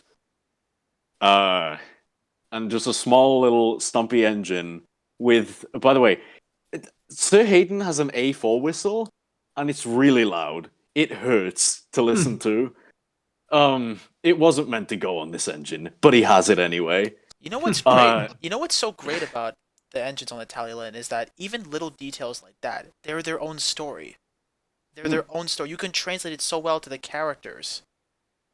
Yeah. I think that's what I like the most about the Starloy Railway. I think my favorite thing that like Audrey did like that is Duncan's rock and roll. Like because according to our bud Mass, not a Norwegian, who works on the Talyllyn, that's completely true. Like Yeah. Duncan's basis, yeah, he actually does like rock and roll like Duncan does. Yeah. Yeah. I think that's pretty much what it is that when you're reading the stories focusing on the Starlowy engines, it feels like you're actually reading about the Talyllyn. It feels like they're just the same characters but with a face. It feels so real, and I think that is just why it's so good. Yeah. Yeah. Sir Hayden's kind of a bitch to be pulled by, though. Like, it's a nice looking engine. Don't get me wrong, but I don't know if you guys have ever been, but being pulled by Sir Hayden on his own. I know I keep saying his. It should be she, but whatever. It's bumpy. Okay, but like with Sir It's Hayden, so you get bumpy. because Sir is in the name. Yeah, but like it's so bumpy. The I don't know what it is with like the coupling, if it's too springy or whatever. It's so bumpy. I can see where Audrey got the idea. Man was a Yeah. genius. But Edward Thomas, again, I see where the inspiration came from, because when Edward Thomas is like heading the train with Sir Hayden, it goes slightly smoother. You know, like So Peter keep- Sam, Peter Sam. just is keeping him helping in Sir line. Handel. You know. Yeah. Yeah, and Edward Thomas is the apparently he's like the favorite of all the Talyllyn crews because he's like the easiest to work with or something. Yeah, Yes. it is the simplest engine there. Yeah. Unfortunately, I haven't ridden behind. I almost said Rheneas. I haven't ridden behind Dolgoch or Talyllyn, but I have seen them in the shed. They are very fabulous engines. They're so pretty. They are. They hardly show their age too. Well, that's just because of the workers and how hard they work. Well, yeah, but Okay. So everyone on the Talyllyn hates Tom Roll. So like what? Seemingly. And like obviously Tom, like Christopher Audrey did nothing with Ivo Hugh. So like, what would that translate to? What would We'll fix that. Mask could tell you all about why Tom Roll sucks. So like, what would Ivo Hugh be like? He's the stand-in. He's the spare dude you get like when the main guys can't do anything. He's the substitute. Yeah, he's the substitute teacher. He's the understudy. He's the type of guy you walk into class expecting to see your teacher, but then it's just some guy in a shirt, and you're thinking, what's this dude gonna do? And like you give him some sympathy. You sit down, you're quiet, but then it turns out he knows nothing about what you're doing. So he ends up not teaching you, but then he complains that you're all loud. That's very specific. I don't know where that came from, but Is it a personal experience? It might be. I don't know. But the thing is, I can see that on the engine. Like I can see the engine having that personality. Yeah, he's very. Yeah, I guess he's just very bland. He doesn't really fit in anyway because he's not as elegant as the other engines. He's kind of boxy, and like, his controls and like his cab and stuff are terrible. I mean, I'm trying to remember why everyone hates Tom Roll, but it's something like that, or it's either like the cab controls or it's like the actual cab itself. Oh, the engine's very stiff. And that's not me saying like from experience, like, oh, I've driven Tom Roll. No, when you look at the engine, you can see every little bump on the wheels shakes the entire thing. Instead of just like, say, Talyllyn going over the points, just like clunk, and that's it. No, the entire thing rattles when it moves. Purely from an outsider perspective, I have to watch because Tom Roll doesn't have the same. It doesn't have the story that the other engines do. Like Talyllyn and Dolgoch are the first two engines on the line.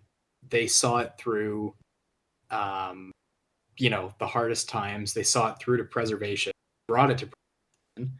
And then you have Sir Hayden and Edward Thomas, who they have their own stories of being on the Chorus Railway and then being sheeted up, and a year later being bought, being the ones who were like the new engines at the time. £5. Oh yeah, and then Midlander is like obviously the first diesel on the. Douglas is the, Air Force. Exactly, and RAF, Tom Rolt's just his story is that he's the first new engine built specifically for the line. Well, there actually is a bit of a story with Tom Roll. It's just not as interesting. It was rebuilt from some other engine. Mm.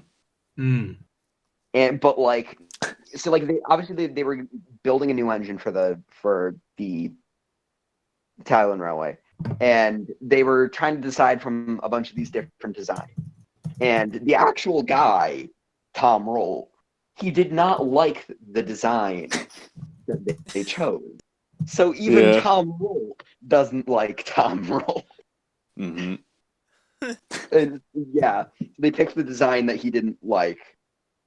It's like But everybody. that's really all there is to that engine. There's not. Yeah, it doesn't have the history that the others do. Yeah, he still needs to be broken in. It's like everybody hates Chris, but just everybody hates Tom Rolt.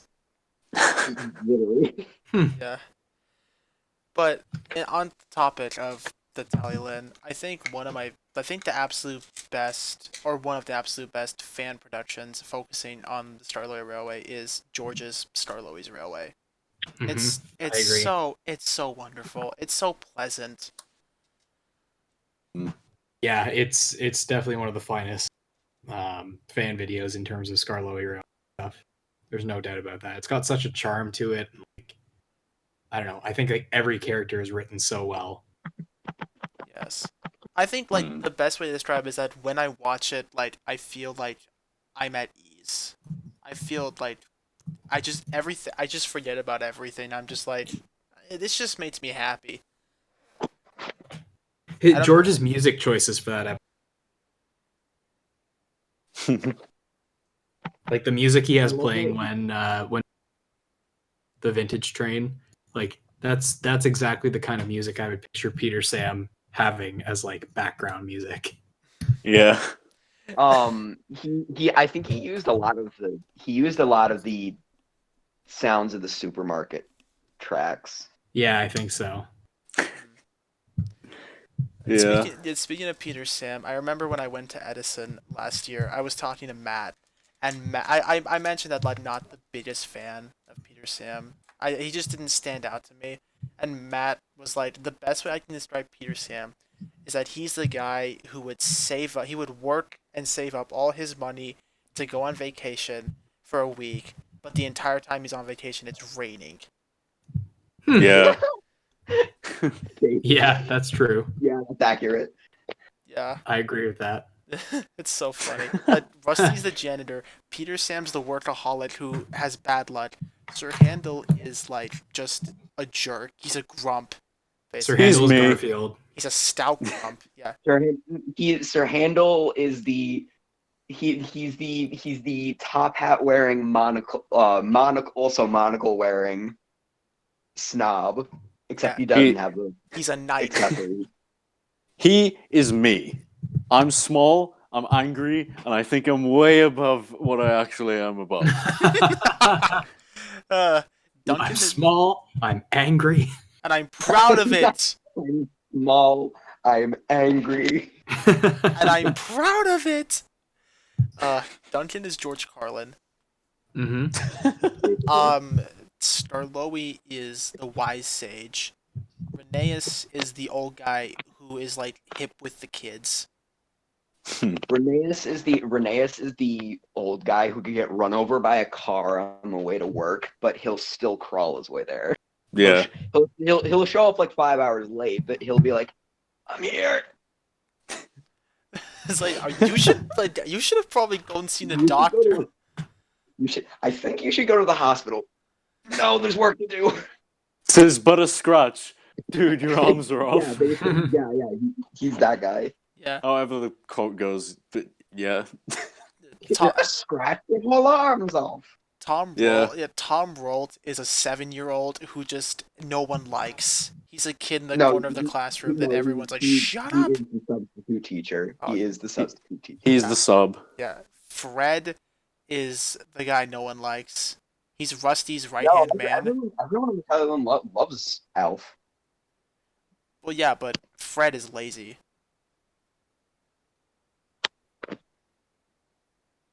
What? No, Wait, Fred what? in the I books. think. Wait. Hold up. Are we talking about?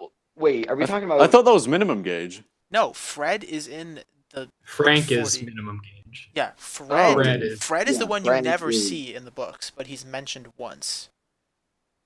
Oh, no wonder I don't know about this fucker. Dude. You expected me to know about him? So you know the other. Well, actually, no. The Talyllyn has like 4 diesels now, but like the second diesel, like the really small 040 black one, that isn't Midlander. It has no like actual cab. It just has a bench. Yeah. That's Alf. That's Alf. Oh. So he's not in the books. He's not a character. He's an engine. No, he is. No, Alf is an engine, but Fred is the Starlowy equivalent. You never see him. Oh. Yeah, you never see him in the books. He's mentioned once, and that's it. Once He was again. mentioned in one story by Christopher Audrey. And that That's it. answers What? everything. Okay. No wonder I don't know about him. Hmm. Fun Alright. fact, Alf, now that I remember who Alf is now, or what Alf is now, Alf has like a little Transformers badge on, on the buffer beam. It's very funny. What, an Autobots? Is he an Autobot? Yeah. Yeah, he's got a little Autobot thing on the buffer beam. Oh my god. I remember I was in, I was on the train with, what's the, little engines that are like Blister 1 and Blister 2? Whatever those ones are. This is embarrassing. I should know this. That's Miniature But- Railway. Oh. Is it? Oh. yeah, Well, no, there's similar engines on the Talyllyn, whatever. I was behind those ones, and I looked back and I saw Alf, and I saw the Autobots thing. I said, Mother, look, it's got the Autobots thing. It's funny. And then she didn't see it, and I was upset. But, yeah. Yeah, we're actually past. I got disconnected from the call. Oh. Oh. Oh. Well, right now we're past the 3-hour mark. So, I will just leave this spot open to talk about stuff that we want to touch on next time we do this. Okay. So, like, what's one thing you guys want to discuss next time we do this? We're wrapping it up. Yeah. Yeah. Yeah, but right now we're just talking about, like, what do we want to touch on next time we do one of these? Okay, I have a good one. Nostalgia, like old people's nostalgia of Thomas, even though they don't know much about Thomas, but they still remember seeing the TV show or something. And they get really, really excited when you talk about it. Because, I don't know, maybe they just have like really boring lives, but you mention like Thomas or something, and they go, oh yeah, I remember the green one, that was Gordon. All right, Brennan. Like, No, I don't have anything at the moment, but I'll come up with something For me, before the next. yeah, stream. I think as a really interesting topic would be favorite pieces of fan content. oh yeah. I got a couple in mind. All right, and Mike. Oh, actually, wait. Okay. I have something that I have something. This isn't necessarily favorite, but this is the weirdest piece of Thomas fan content ever to be made. Bread and Butter 3.5, The Boys. Oh. By the way. It is the weirdest. Isn't that just like an Xavier episode, or like, but just with like the fat controller, the fucking controller? God. Yeah, I think it's like a Xavier Renegade episode from Adult Swim, but it's with the fat controller. It's really weird. Yeah, but yeah, no, you're right. That it's very strange. It's strange. All right, and Mike. But yeah, I'll think of something. I'll think of an actual topic next time. All right, and Mike. I think we should discuss the hit era series in a bit more detail. I have a lot to say about that. Yeah, Actually, yeah, that's a good one. That's a good idea. That's a great topic. Because that's a good idea because me and my boy Streak have been watching it because we've been rewriting episodes from it. Yes. Well, a lot of talking points for sure. Indeed, there is. Yeah. All right. Well, thanks to everyone who tuned in, watched the stream. We will hopefully be back next week, probably around the same time, for the next episode of Conductor's Corner. I don't know what it'll be called. We'll just call it episode 2 for now. All right, but thank you to everyone who tuned in. This is C Junior signing off. Ringo Starr signing off. Carlin, I guess. Alec Baldwin, Mr. Conductor, signing off. All right, see you folks next time. Toodles. Love you. Sparkle, sparkle, sparkle.